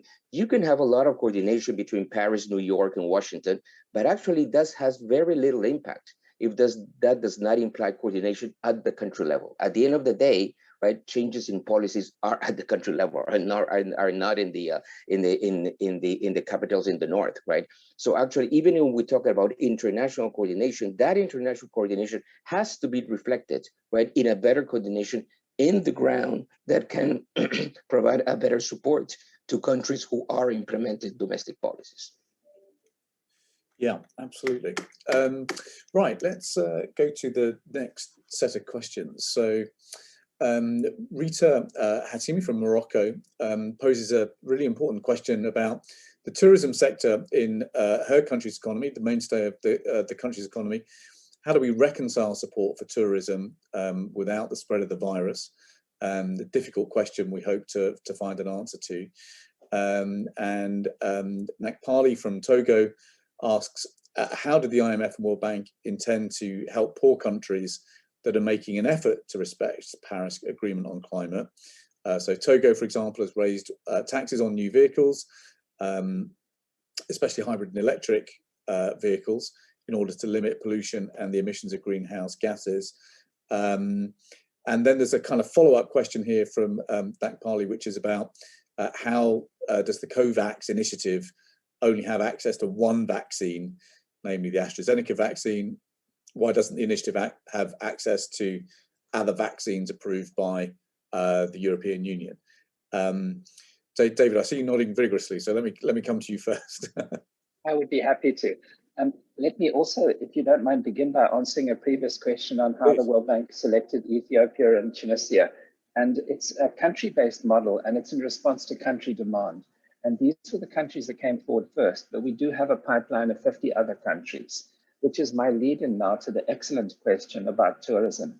And I think that when we consider this pandemic, the really important thing globally is very few of us have been infected, but all of us have been affected. Yeah. And some of the countries who've experienced the lowest rates of COVID, such as the Seychelles or Mauritius, have experienced some of the greatest economic harm because of their reliance upon tourism. So I think that just underscores the point that we do need widespread vaccination for countries infected and affected to resume growth. And it actually is striking that today Bhutan will overtake Israel to be the most highly vaccinated country in the world. It's done it within a week and it's reaching 80%.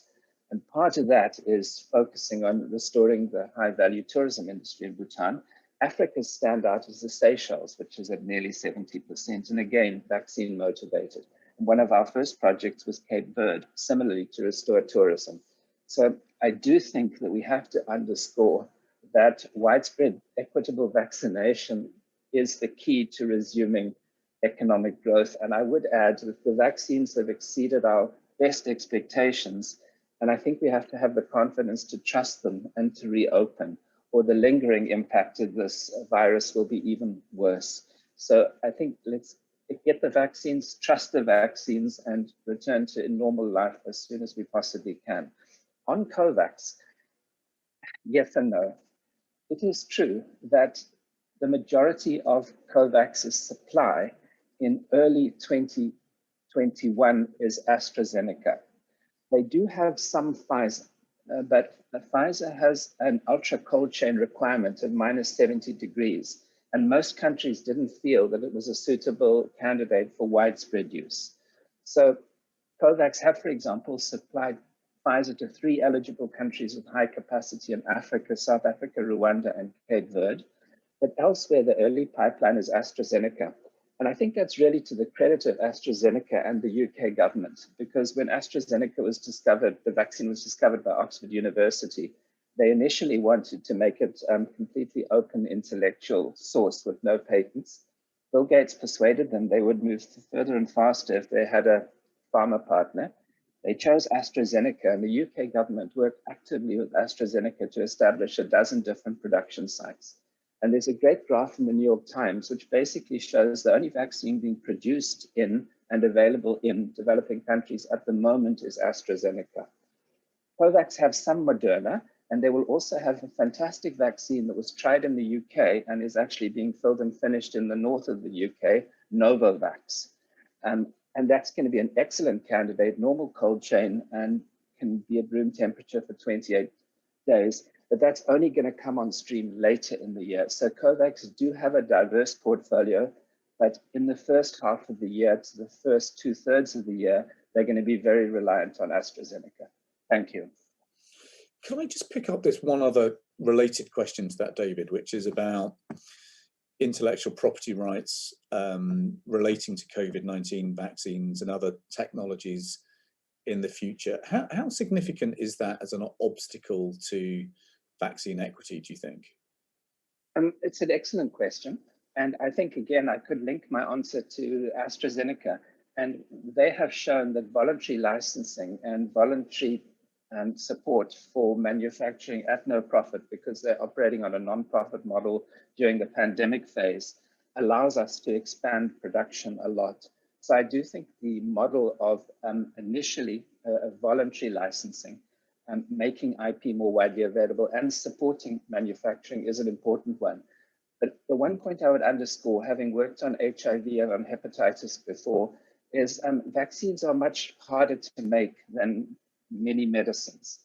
And I think the real challenges are the complexities of production. So I do think voluntary licensing issues of IP are relevant, but the real bottleneck in the moment is investing in sufficient early upfront production. Thank you. Yeah, super useful. Antonio, I wonder if I can come to you next on whatever you'd like to pick up, but I want to pose this question. I'm going to bounce off Rita's question in a way, which is how do we make sure that support for mainstay industries like tourism, for example, are supported? You said that the services sector recovers pretty quickly, and that's a good thing, and that's going to be important in making sure that scarring damage is not too serious. But we can't escape this challenge that there will, as you said, be some sectors that will be significantly affected, where we will have to reallocate labour, if supply, effectively from one sector to another. Now, the IMF has done some pretty interesting work on labour market policies, looking back over the last 30 or 40 years of labour market policy around the world. I would be interested to get your reflections on that particular question and where the IMF sees the role of good policy in helping reallocate labour supply from one sector to another, as well as just this perspective on how you make sure that service sectors like tourism bounce back quickly. Thank you very much. This is a very good question. Let me mention about the vaccine one thought that I had, that just to have an idea of the number. Before the pandemic, 5 billion doses of vaccines were produced. This year, just for COVID, 10 billion will be produced. So it's an increase by 3 times the normal amount of vaccine that we produced before. And many of these vaccines are new generation vaccines, which require new things, a new production technique.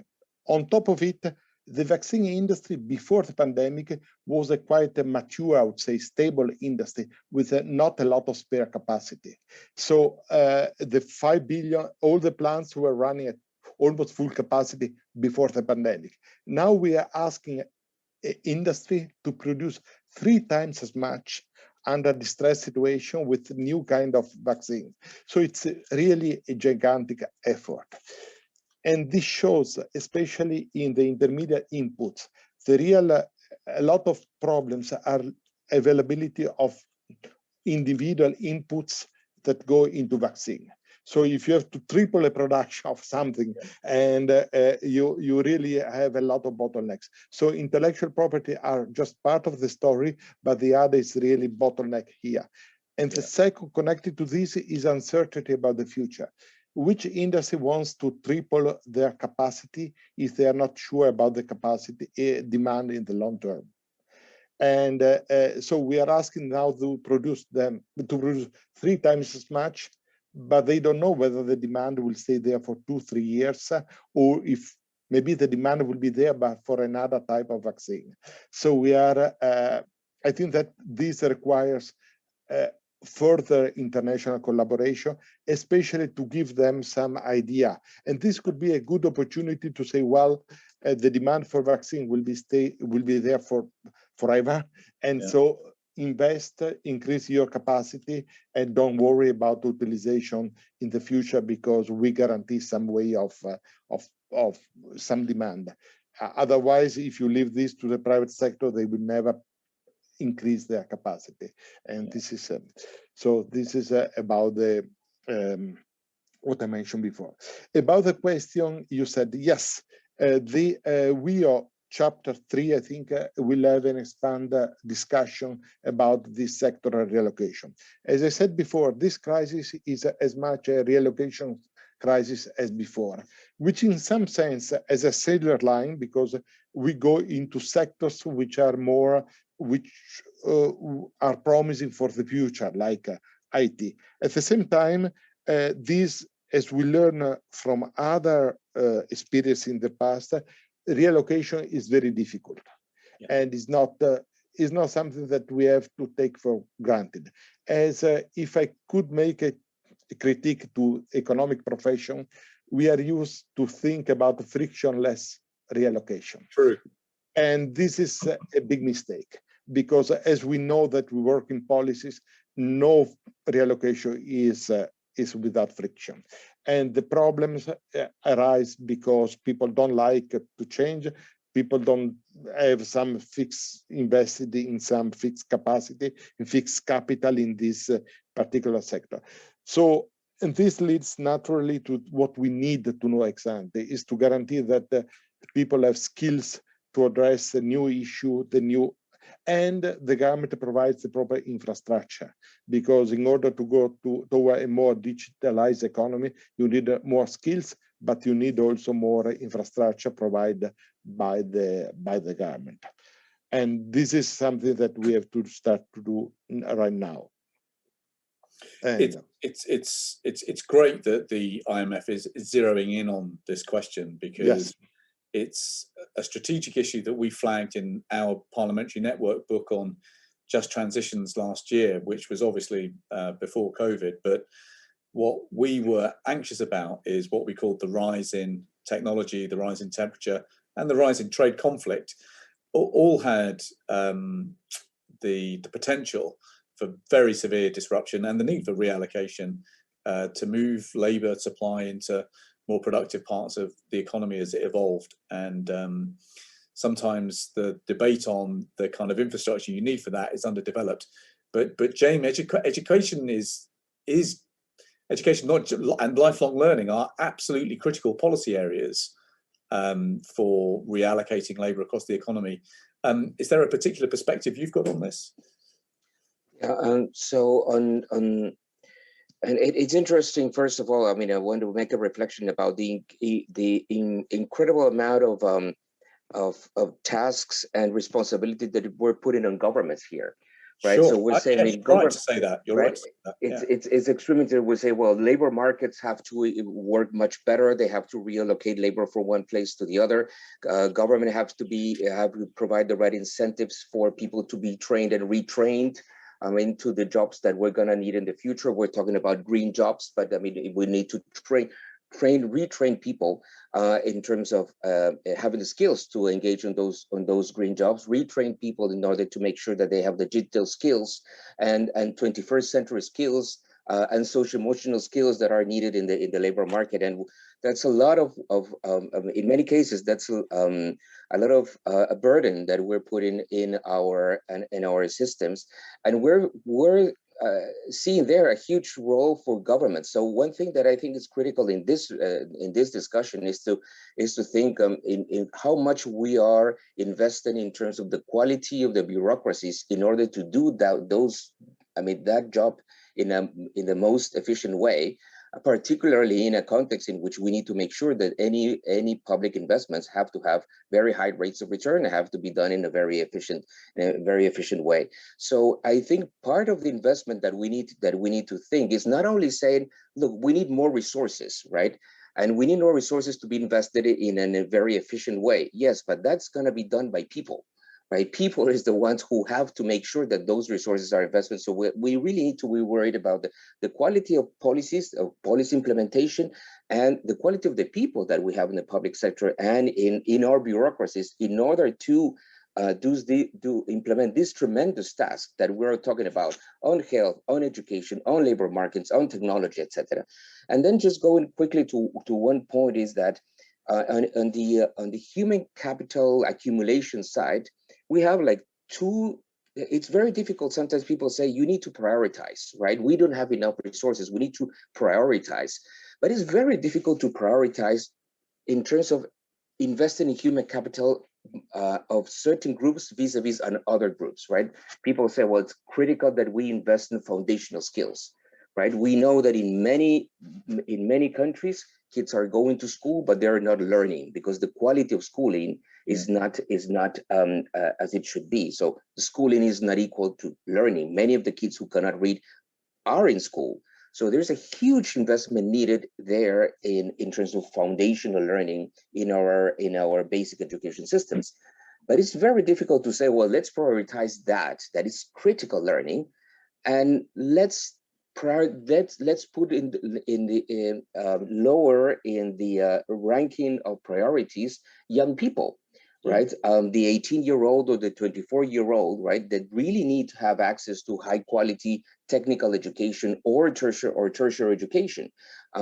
It would have been great that we would have invested in those kids earlier, right? But even if we didn't, right, that's even worse. Now we need to make up for what we didn't invest in the past, but we really cannot say that we need to invest more in basic education and less in tertiary education.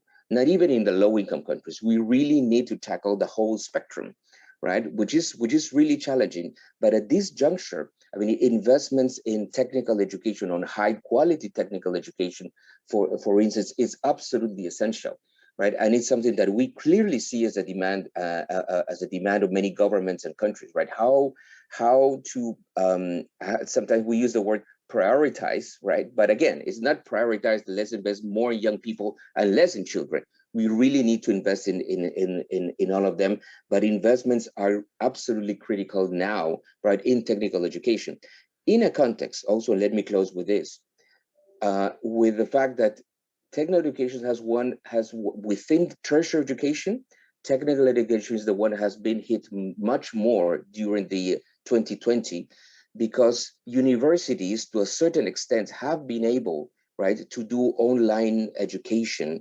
Not all universities. I mean, you know, there's a huge heterogeneity in the quality of universities in many countries, but many of them have been able to re-engage relatively quick their students through online learning. That was not the case of technical institutions and polytechnics. Has made much more difficult for them to do that because of the quality of the training. So their adaptation to digital and remote learning has been much slower. So actually, the need to recover in that area is absolutely essential. Over. Yeah, I'd like the clarity of the answer, because there's a lot of quite loose language around how we all need a new social contract coming out of this crisis, but policymakers need to zero in on what is in that social contract. What is the specifics? Right, just before we go to our final round of 3 questions, we are going to go over to Zara Stasi, who is a visual capture artist who has been listening into our discussion. So as I mentioned at the beginning of our session, we're trying to make sure that this is as rich a digital experience as possible for you, which is why we've been taking your points of view on polls. But we thought we would also just introduce Zara's work as well, because when you have such a wide-ranging discussion as this, sometimes it's helpful to kind of try and sum it up in a picture. So Zara, thanks so much for joining us, and let me hand over to you. Of course, thank you. Can I confirm that you can see my screen so far? Yeah, you're all good. Okay, excellent. So thank you again. I was listening and capturing, and I'm going to reveal the capture to you in pieces so I can walk you through the story that we just all went through together. As was mentioned by Liam, these conversations are so important, but can often be a lot cognitively for us. So this visual is really to help reinforce some of the key themes and key summary points so that you can take this forward and share with others. So to get started, we started talking about where we've been and the pandemic, as far as the crisis, some of the top level lessons learned, like vaccine policy is now the best economic policy. An important takeaway here for all of us is that public servants are more important than ever to get us from the pandemic to the Paris Agreement to the goal of ending poverty.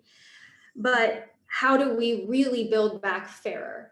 What are the next steps? What are the big themes that are going to help all of us do the work going forward? So that's where we started. One of the first pieces of building back better that I heard, or building back fairer, that I heard, was cooperation across policymakers. So this is not a one-time thing.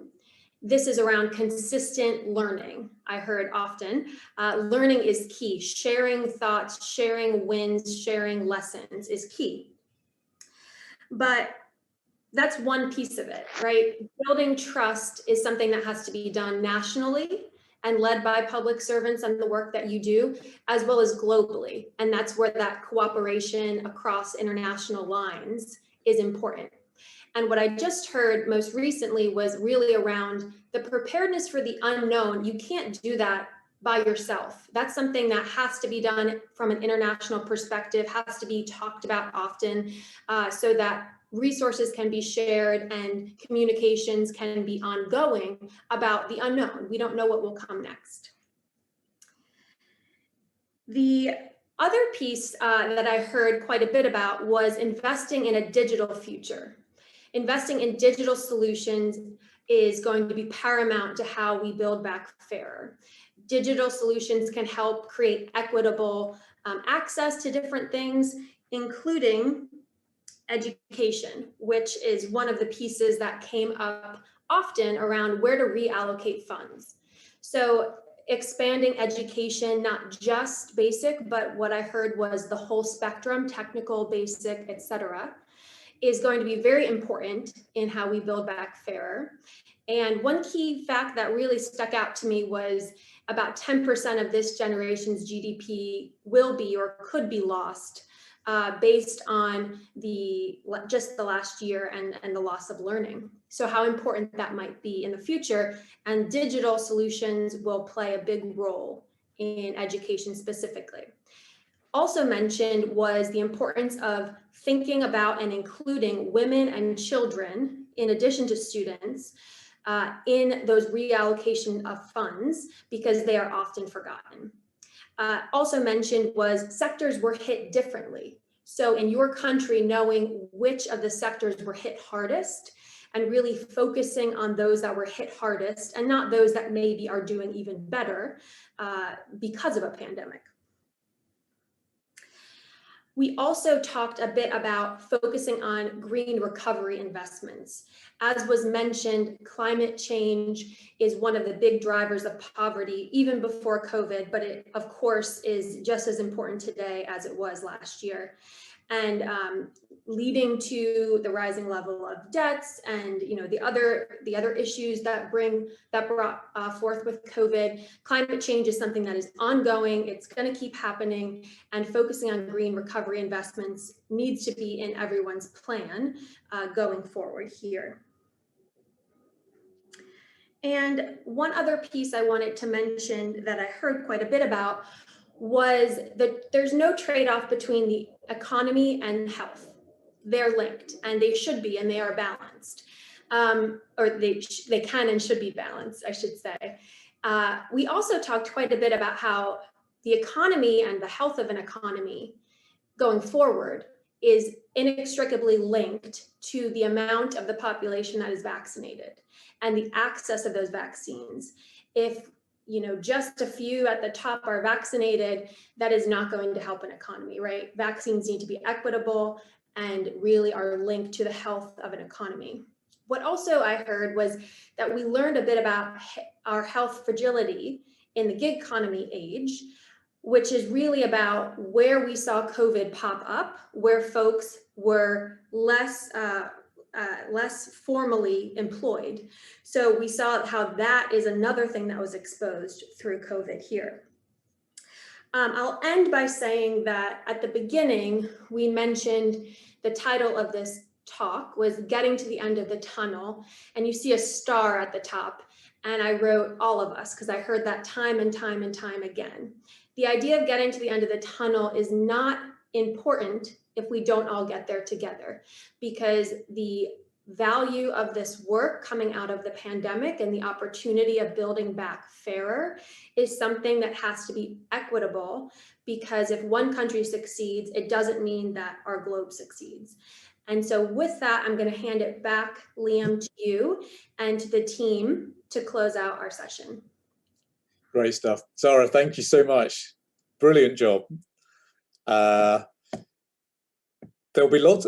The problem with working with politicians is that we're great believers in plagiarism. So lots of us will now be trying to steal bits of your brilliant picture there to Please turn share into manifestos for election, including my own, which is in 32 days' time. Thank you so much, Zara.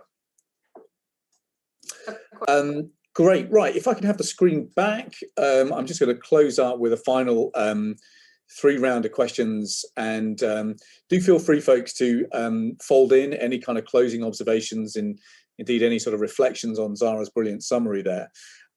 So final 3 from Yasser in Bahrain. What are the IMF's key takeaways from the response to the crisis so far? What do you think will be done differently? How do we prepare better for the future? Amar from Algeria, how do we make sure we get to the end of the tunnel with minimal risks of vaccine nationalism? Sylvia from Argentina, how do we reprioritize spending in middle-income countries, and what incentives will the IMF and World Bank provide? And then Rita from Morocco, what are some of the mechanisms to enhance support for scientific research and indeed education for the international community in ways that benefit developing countries? So some brilliant questions to round up on. Thank you to everybody who's put in questions. Thank you to everybody who's joined our poll. We will, any questions that don't get answered, we'll make sure we provide answers to you. But folks, let me come back to you for sort of final answers to questions and including remarks, and then we'll wrap up for today. Antonio, do you want to kick off first? Thank you. Thank you for the excellent questions and for the excellent debate, and also for this very nice visualization at the end. On the lessons, I think that one lesson is what we didn't talk about this session is that we didn't have a financial crisis. This is a big news. Yeah. And this news should be much worse if now we would have a financial crisis to deal with. So what we learn is that it's very important to have your financial and fiscal accounts in order so that you can address the real pricing issue without this fear. And this is we couldn't say the same in 10 years ago, and now we can say that we built some resilience. Second is the importance of communication, I would say. Communication in many aspects. Communication in the when you communicate your fiscal goals, communication when you communicate your monetary policy goals. Another great news that we didn't have, despite the big increase in fiscal deficit, we didn't have any adverse market reaction. And this was in part due to the fact that we could explain what we were doing. And this speaks to the importance of to have a plan and to be able to communicate. And I think this especially to policymakers, because this is a fundamental part of your policies. And third, what we learn as a big lesson is that it's very important to build we can do great things, as we mentioned, for the scientific breakthroughs, but it's very important to learn ex ante how to have buffers, and this SDR, and to be able to have some mechanism before something strikes. Because once something strikes, somebody A is hit more than B and B less than C, and so it's very difficult exposed to reach an agreement at the international level.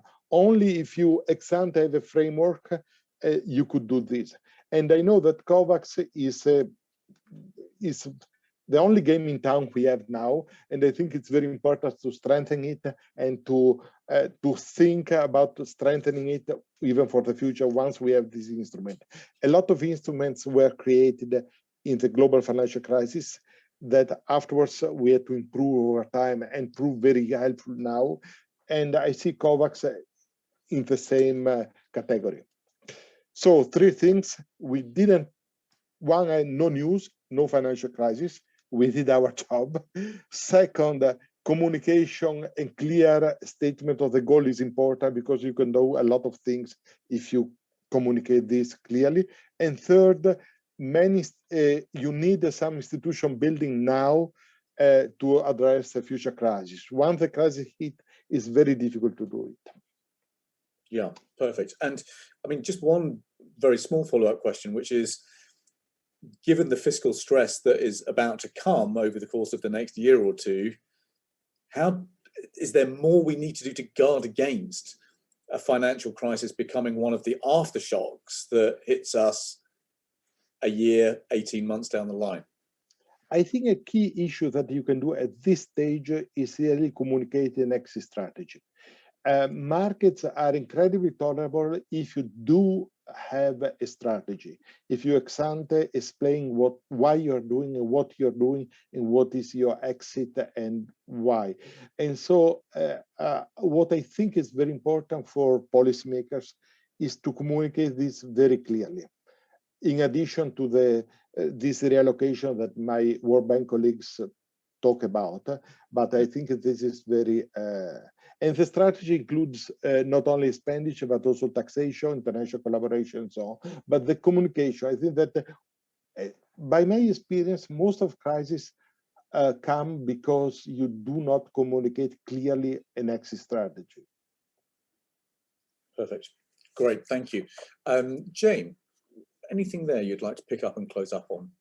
So thank you very much. Let me mention 3 things that have come out during the discussion. The first one is equity, and I think the impacts of this crisis. One of the impacts of the crisis is that in tremendous increase in inequality in many aspects.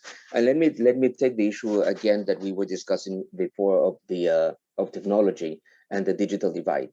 Right, in middle-income countries, you're talking about 50% of children and young people can be connected, and hence they have been able to have some connection to the education system through those means.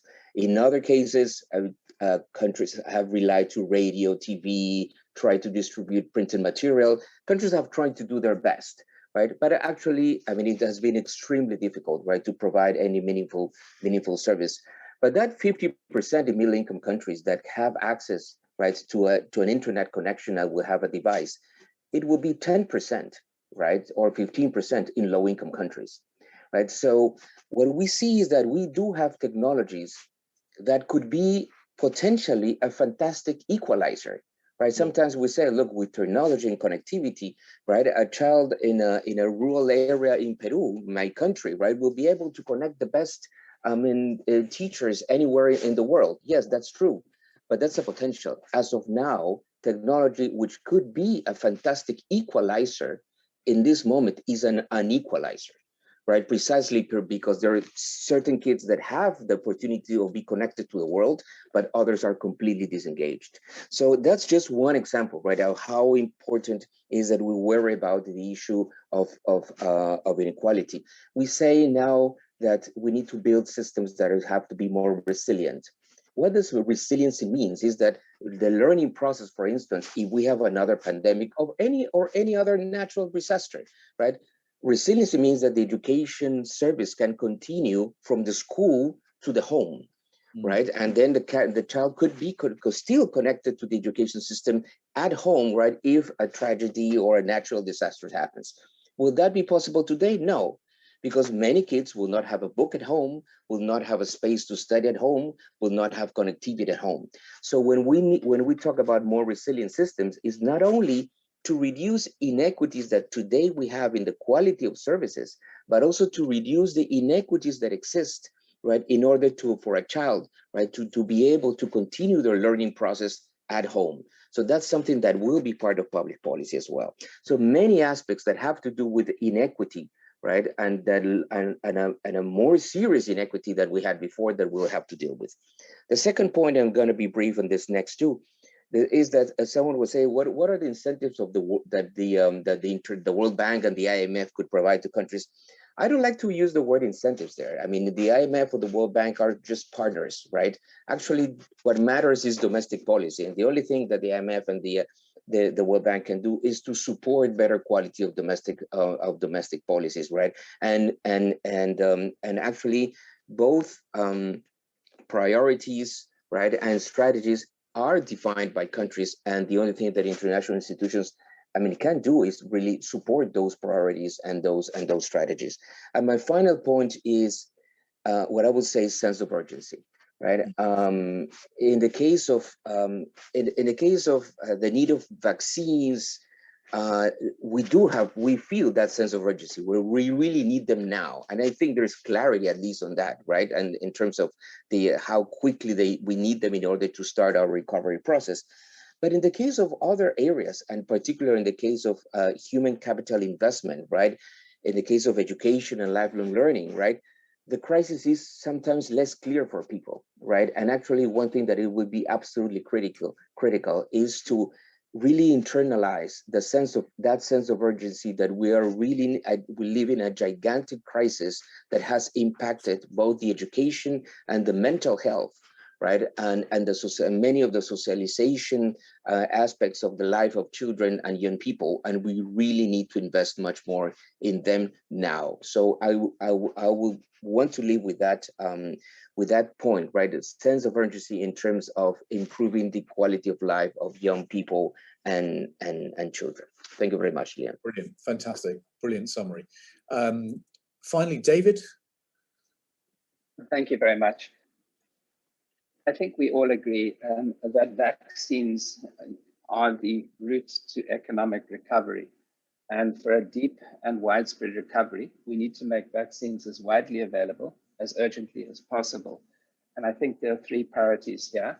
We need to do everything that we can to expand global manufacturing in as many different facilities as possible. We need to support COVAX, which Antonio very wisely said is the only game in town at the moment. And we also need to encourage high-income countries to donate their vaccines in ways that maximize global equity. And the second point I would note is that we have, in health as well as education, lost a lot of ground in other areas of health during this pandemic. We know in the UK how much cancer screening has fallen off. Yeah. We know in developing countries how much immunization has fallen off. We have a major task to recover our health outcomes in other areas, and this will take several years. And then finally, I do think that as vaccines become widespread and offer us the opportunity to resume normal life, we need to do so as quickly as possible. And vaccines aren't incremental, they're game-changing. They really do offer us the opportunity to reopen our world, and we should seize it. Thank you. Wonderful. Thank you. A huge thank you to all of you on our panel for such a brilliant discussion. One of the key themes that has obviously come out from today is the vital importance of international coordination, communication and collaboration. That's a mission that's at the heart of the network's work.